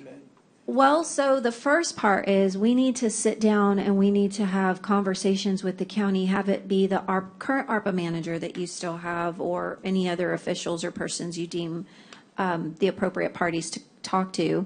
We have to sit down and we have to figure out, okay, how did you originally intend to spend your money? How are y'all going to allocate your funds? Then based on that, we're going to review all the reporting that's taken place. Then we need to vet that all those processes have been followed thoroughly and accurately, and that none of it's been done incorrectly. That takes time.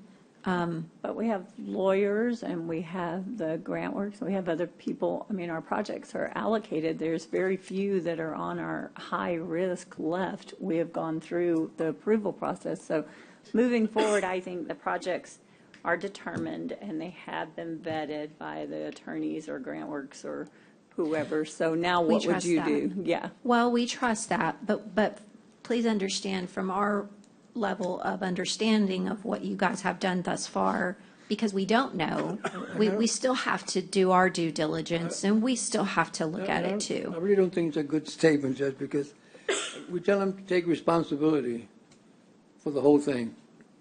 You know, if something happened before they took responsibility, it's going to fall back on them.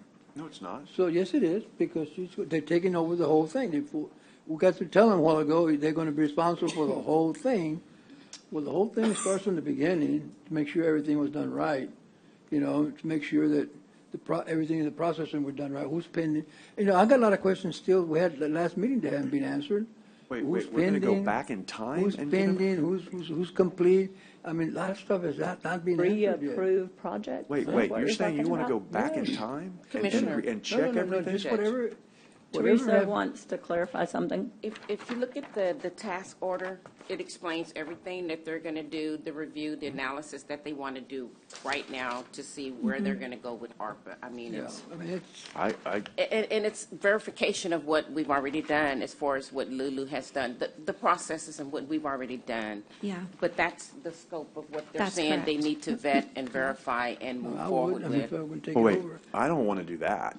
I want to take them from here forward, meaning if we're going to hire you now, and if we've got some concerns that the ARPA manager hasn't done something right, then someone needs to tell me that because I don't know of those, okay? So if those conversations have gone on and I'm not aware of those either, then we need to say that and say it out loud. Otherwise, I thought this was just going to be, they're going to take on it from the point at which they take it. I have no anticipation of Then we going need to back make a and motion triple to- we checking need to Lulu motion for the to last say 2 that. years. If that's, no, but Then we need to make a motion to say the commissioner to take over, and not hold accountable for anything before that. well, yeah, I don't want, if that's part Not of what you're having accountable, to do. okay, then taking over the work on the documentation and finishing and proceeding with jobs that have already been pre-approved by someone else. Yeah, maybe that's where the I think because disconnect that's is. where Disconnect I is. would want to move forward, because I know even in my project, because we talked to Texas Association of Counties, we've talked to everyone, so I really feel like it's double payment and wasting of funds to go back and do that same process again. Excuse me, And Judge. I don't want to stop and halt my problem, you know, I'm supposed to go out for work authorization come January, I believe we're ready to move, so, yes, Yeah, Commissioner Hernandez. I'm just wondering, I want to clarify something.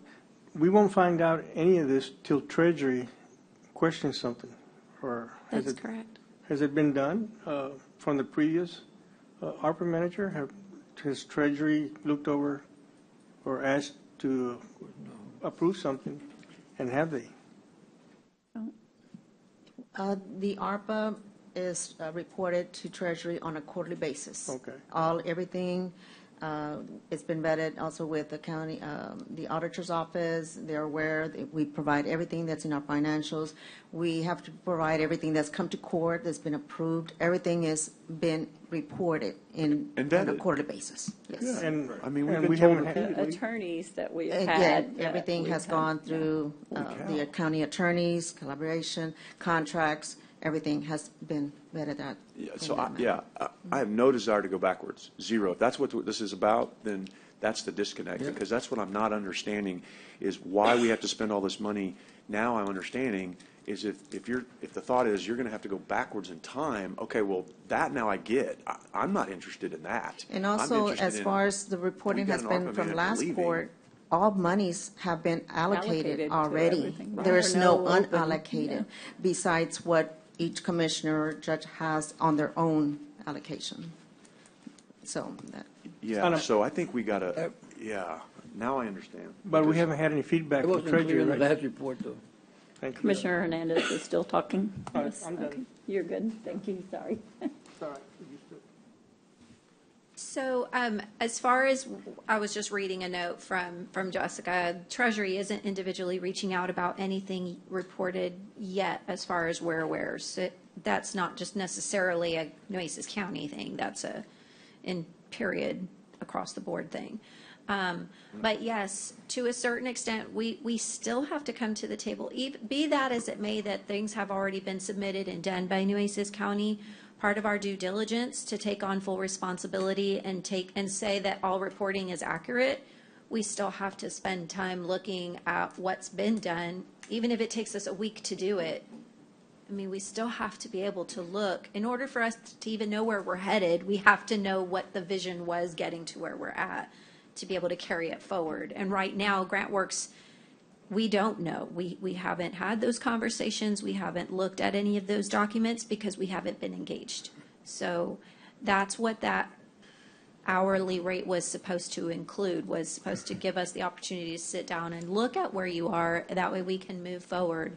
And we're not trying to overcharge anything here, but we were asked to provide what we felt was a responsible hourly rate to get it done. And we really, based on, we went with the hourly rate. We had to put a cap on it because that was the comfort level at the time. And so we placed one.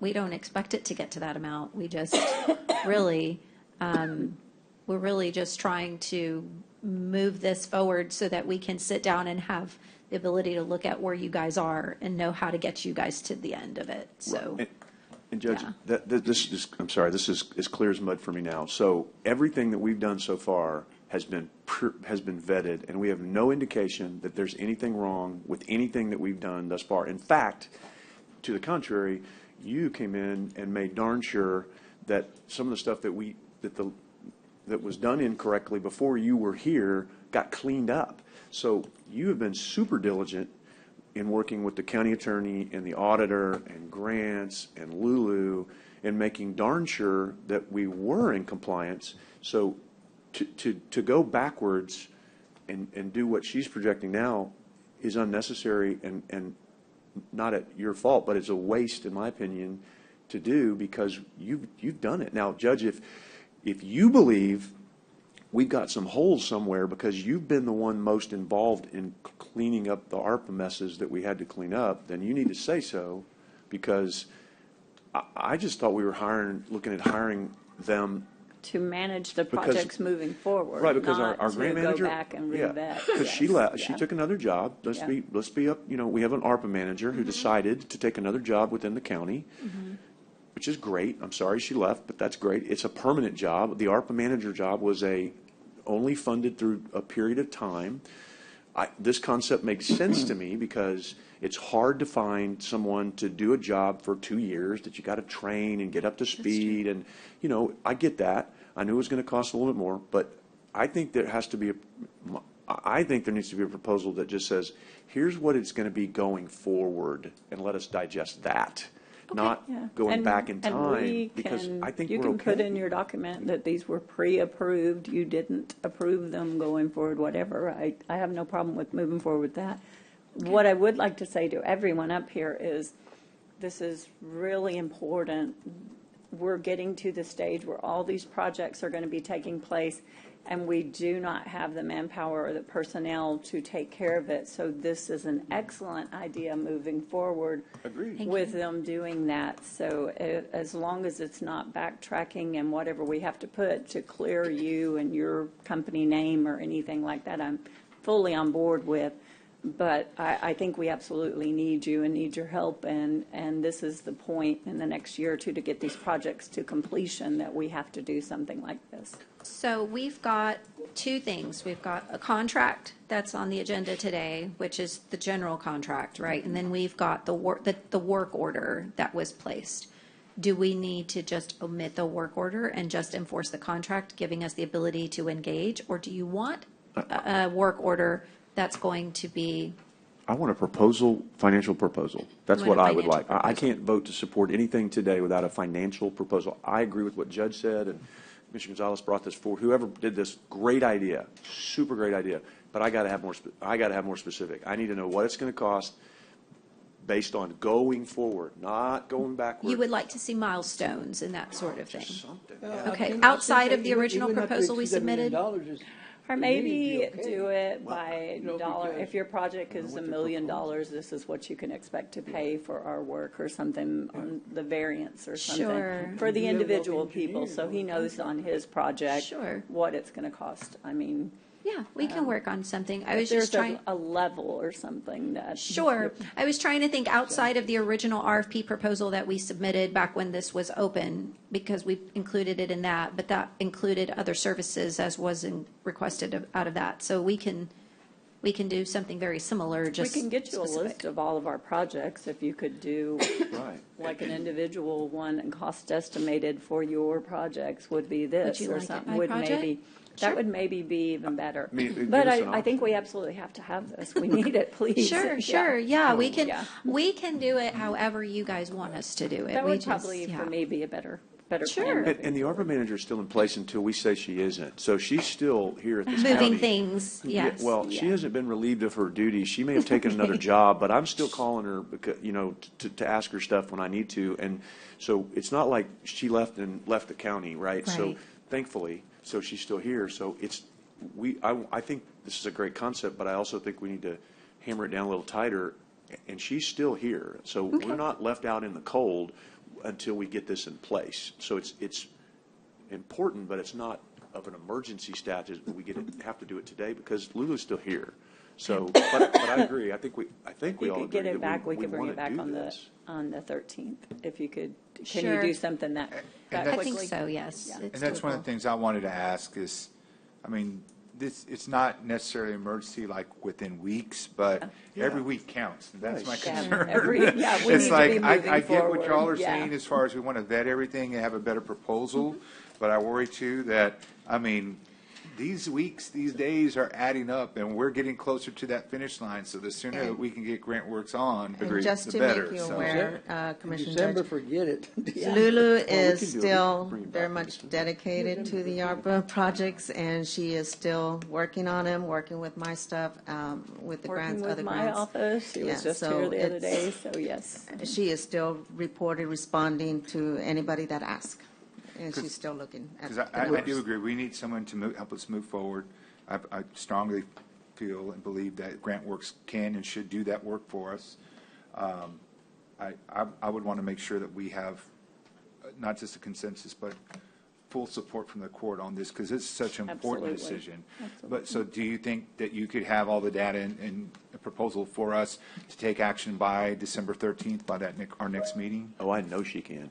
Okay, so Commissioner spoke for you. There you go. I know she can. You heard him. Yes, we can have it done by the 13th. We'll just need to make sure that the list we have is comprehensive of the project, since we're asking for I that. just want to make sure that you engage with Lulu and Lulu engages with you. Whatever you need, it should be on the table. Yes, All right. absolutely. If we could have a meeting with Lulu, just a call, since we're wanting to put the price points by project, if we could have a call like as early She as will this week. follow with on Lulu us. She and you. will Would get that be you okay? that set up, yes. So we can go through the projects.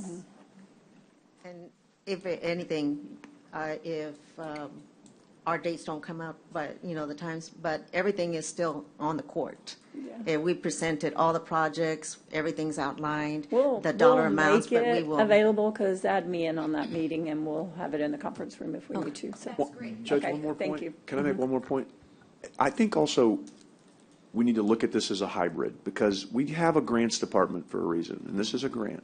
So I get that y'all have plenty to do, but I also think y'all need to stay involved and have a role in this. Of course.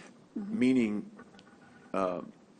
so I'm looking for, I would like to see some sort of hybrid presentation. I think it's great to have Grant Works on in some capacity, but I still think it needs to fall to grants, because this is a grant. It's what it is. I mean, it's a grant. It has to fall under grants. So this all still needs to run through grants. So I think you have to be intimately involved in this putting together with Natalie, because we're still going to look to grant. I'm still looking to grants. They're just a consultant to the grants department in the way I look at this. If we do this, I don't think they're a consultant to the court. I think it all still has to run through you, because every grant needs to go through you in some capacity. I get that you're going to need some subject matter expertise on certain things and so forth, but you do have Lulu, who has a lot of subject matter expertise on ARPA. Yes. But I'm okay with providing some additional help, because this is so important that we do it right. But I really don't want to spend a ton of money that we don't have to spend, that we could spend on projects, if we also have people in grants who can do some of the work. So Yes. that's just my perspective. It may not be And- what the court's perspective is, but I think it's worth at least y'all having. And just like everything else, bottom line, it does fall on Nueces County. So it's going to be them working, any other third-party consultant, but bottom line, it's still Nueces County. It's going to be, get they're with putting in the Peyton information and in set up that the meeting, Treasury and then under we'll Nueces work it out, County. the three of us. I think I'm looking more than a consultant, I'm looking at them doing the work. I mean, that Lulu was going to do, they're doing the work. It's more than a consultant. We have a lot of jobs coming up with a lot of documentation that's going to be necessary, a lot of paperwork trails. But as We directed- cannot afford to not get it correct, and the county you can have to monitor pay it. that Right, fund. but as directed by grants in the county judge's office, right? Because if Juan hires an outside engineer, he's still responsible for that project. Understood. If Yes. Edward hires an outside vendor, he's still responsible for that project. So you're still going to be responsible for this. So I know you're going to be like Yes, in there. sir. I mean, Okay. that's what, we just need to stay in communication and stay involved in. We can probably set up quarterly meetings together, either recording that one. Teams or something online. So we're going to move this to the December 13th meeting to bring it back. I make a motion for that. Do I- Withdraw his motion, there's a motion. Oh, there is a motion already. We Oh, need you he to needs to withdraw withdraw. your motion. And I'm sorry, I had one question for Yeah. Natalie. We got caught up in some questions that, so this is a particular amount of finance. Project, so that probably from earlier comments, if a commissioner would like to cover expenditures out of their allocation and thinking maybe is the reason for that, but yes. Because there are no So- leftover funds to put into this, so it would have to be the individual projects covering the cost. So we'll build that, we're going to build a financial structure based on that, so. And we'll set up a meeting for this week if possible, because I want to, in order for us to have the right amount of time to build that out for the 13th, we need to make sure we have all the necessary documentation to consider in building that plan. So it would have to be this week, so. Yeah, Oh, that's like for even the less agenda? time. Okay. Then. Well, Deadline for what? We can help you with that. Okay. But we will set up the meeting this week and to bring this back to December the 13th. I'll make that motion. Somebody Second. want to second it? All those in favor, say aye. I'll add it in afterwards. So We, we'll do we it brought the next item Brought up the and said we'll do them item at the same time. and- So, I mean, we're hearing them at the same time. So we This is master service contract for ARPA-funded drainage improvements, Petronilla Estates. I would accept a motion to consider selection of them and authorizing and approving work order number 3 in the amount of $199,000. Second. We have a motion and a second. The only thing I would like to point out before moving, they've been requiring both time and material and person. In favor, say aye. Aye. Aye. Any opposed, same sign. All those in favor, say aye. Aye. Aye. Any opposed, same sign. Item number 9, I want to take into executive and the code for that one. Jenny, workshop dates and related matters. And your next year's plan is not on here. Discuss and consider taking action regarding County Road 18 bridge repairs located at the intersection of County Road 18. And this is a I temporary think, fix. do you have the, Jeannie, do you have the Bridge rehab. As you all recall, TxDOT issued a letter closing this bridge several months back, and the bridge is shown that it's closed. And then that undermining the photo on your right-hand side, that's between the bridge and the road. So that what happened, all that material that was big, that would hold the road back, washed out into the bridge abutment, and then went downstream with the water in the storm. So if you go to the next slide, you'll show. See, so right there, that's the condition that it was in, and you see there on the picture, both on left, you see right there by that support here to the abutment that we created there. Another thing that we saw, rain and puddles start forming, and all that water, goes into the concrete pavement, and then goes into the bridge. So we were able to provide a better product that will last longer than. right-hand side where we poured the new concrete on the approach on both sides. And we go to the next photo. Right, you'll see the One, we open it, right? yeah. So now is that's- TxDOT on the list? TxDOT already had it recognized. Let them know that we have repaired them in the body. Yes, Commissioner. We notified once the bridge. District number 2. Public hearing first thing at 9 o'clock this morning for the Nueces County Courthouse ADA improvements. And So this is a change order. It's a pretty much, it's under the actual project. We're going to. They're out. The last day is supposed to be this week, Commissioner. I know we have a set of punch list items. get anything, so. Fine. The motion passes. Thank you. Thank you, Judge, Commissioners. Thank y'all. $5. Yeah, not a major, but it is increasing. It is not. Any opposed, same sign. The motion passes. Thank you. The auditor, D1, discuss and receive a To make sure we don't have to enter this information twice, because it does get kind of time consuming to do this twice for and only one court, we yes. quite possibly won't. We still have bills we're going to have to pay, so, Yes, yeah. that's correct. Yes, Okay, I'd so make need that the motion. specifics. Are you okay with that? Yes, go ahead. Thank you. We have a motion and a second. Yes, Okay, ma'am. so we have an issue. They still haven't. Yes. We have to convert your hours to a rate because Okay. That being And said. we have gone can- to Okay. Give me that quick. we Don't have- give me that. Stop No, what we're okay. saying. Want to help you. I understand that. Thank you. I appreciate that. They're not being paid, and his excuses for them Okay. not to be paid. It's just the extra work that they don't want to do. How or many people are we information talking about? That they haven't. I couldn't even tell you off the top of my head. Lisa? I mean, yes, not that ma'am. many. Item run, it can be processed quicker than it would. I So don't know they if you would get be them able paid to- this week and to run the check. This is the exception. And worked the election, they've already been paid. I Haven't paid them. So yes, they should absolutely be put on the exception list. You send me the November 14th, they're going to get paid. So let's do, thank I you. don't know if you get the other ones paid. I that know to you? he's saying yes, so I'm But saying. it doesn't matter. show me They the- have it. Kara, I said, send me the information and we'll work. Approve the monthly expense report, P-card and unreconciled P-card transactions. Some pending transactions we have to do because we only be spending around 90%, or we spent 94%. So this is very Approve. I'll move if you're. I'll second that motion. All those in favor? 19th about it and didn't receive anything back. So I have the emails here. Off up there if they're duplicates. We've had something in our office as well, but I think that by the ICE. provide the information. Is this something we need to decide what can be done for ICE to meet the requirements? Time and material position. You can't have it both ways, and if you do, but the thing that we didn't do, The federal requirements of meeting the requirements of the information we have. and there is And, one yeah, invoice on there. There's, when they brought the documentation to my office too, on structural or engineering or something, and it's percentage of completion, there's no way you can do time and, hourly rate. Storybook walkway, so they were at the Storybook walkway, so they were at that point in time, which was a few. Make a motion to pay then. Second. We have a motion and a second.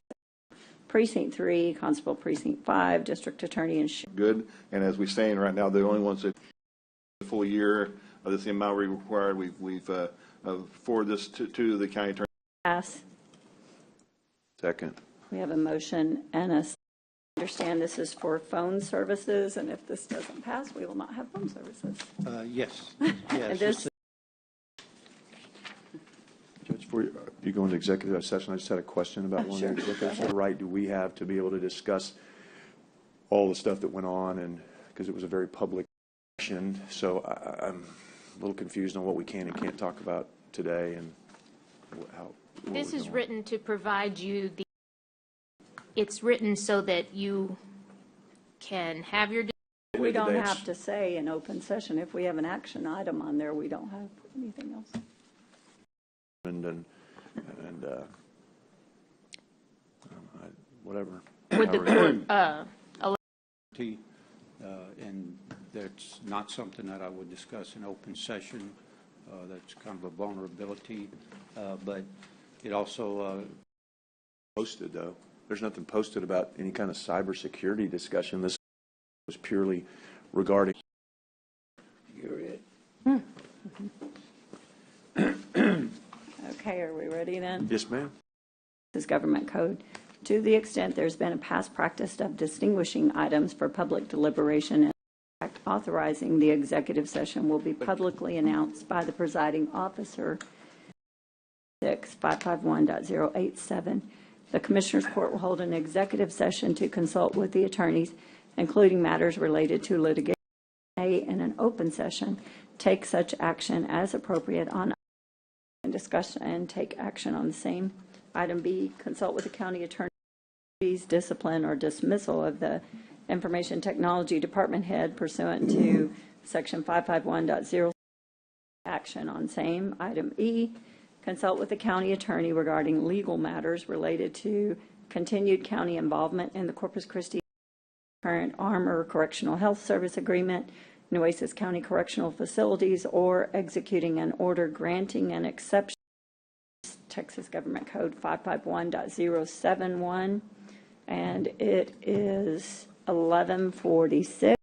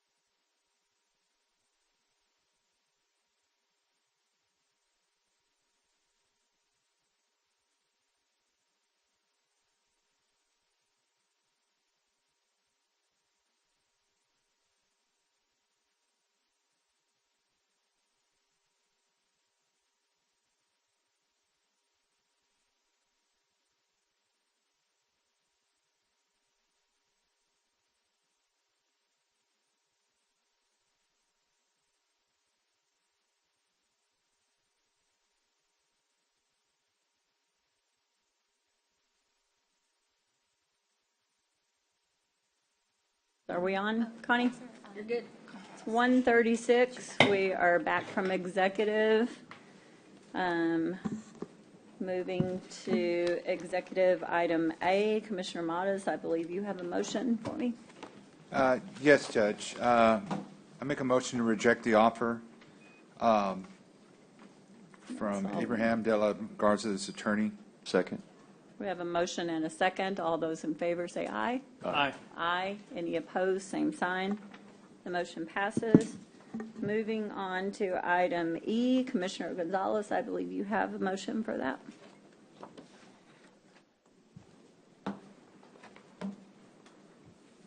Judge, after discussion, in order to focus on our rural public health services outside the city limits, which we are committed to serve. Second. We have a motion and a second. Legally obligated to do, which are those areas in the outside the city limits and inside the Nueces County. We did provide, I think the county attorney sent to the city attorney, and judge contacted via text recently the mayor to let her know of what we were doing. I think there's to meet the needs there. So there's no negative to this. We think we can also save some money on our end, which will maybe offset some of that money we spent today, Johnny. So you can't ask me for any more next year. I was joking with Mr. Gonzalez about that, but that the city's done, and it's been a great partnership, and we look forward to continuing to work with them on this and other issues. Your Honor, before you vote on that, we make sure that when we know when this withdrawal is finalized, so with when we know. So we have a motion and a second. All those in favor say aye. Aye. Aye. Any opposed, same sign. Going back to 3A9, I have a motion. I move to execute an order granting an exception to competitive requirements pursuant to Local Government Code 262.024 for the Big mouthful. Sorry. Move to execute an order granting an exception to competitive requirements pursuant to Local Government Code 262.024 for the purchase of health care services. Whoever takes this on month to month would still be permitted to bid on these services there. And I think also we wanted to make sure and include in the motion, Judge, that the current employees would stay where they are with whoever comes in and takes this over temporarily. Yes, it is our That we've had throughout the years over with different companies, so we definitely appreciate them. Said based on the fact that the contract is expiring, that we wanted to make sure and include also in the motion that the judge, county attorney. We have a motion and a second. Is there any other clarification or discussion? Did you get all that? I know we added a lot to that motion, so I want to make sure you got all of it. I'm sorry, we added a bunch to it. Okay. Thank you. All those in favor say aye. Aye. The others for executive, Oh, because there is discuss and consider. Did you go through? there is no action on any of the other items in executive. No action taken?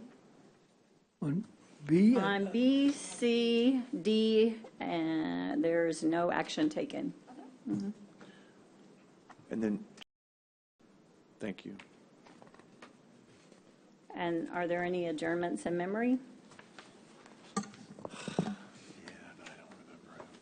If there are none, then I will accept a motion to adjourn. He's going over there. We have a motion and a second. I'll second it. All those in favor say aye. Aye.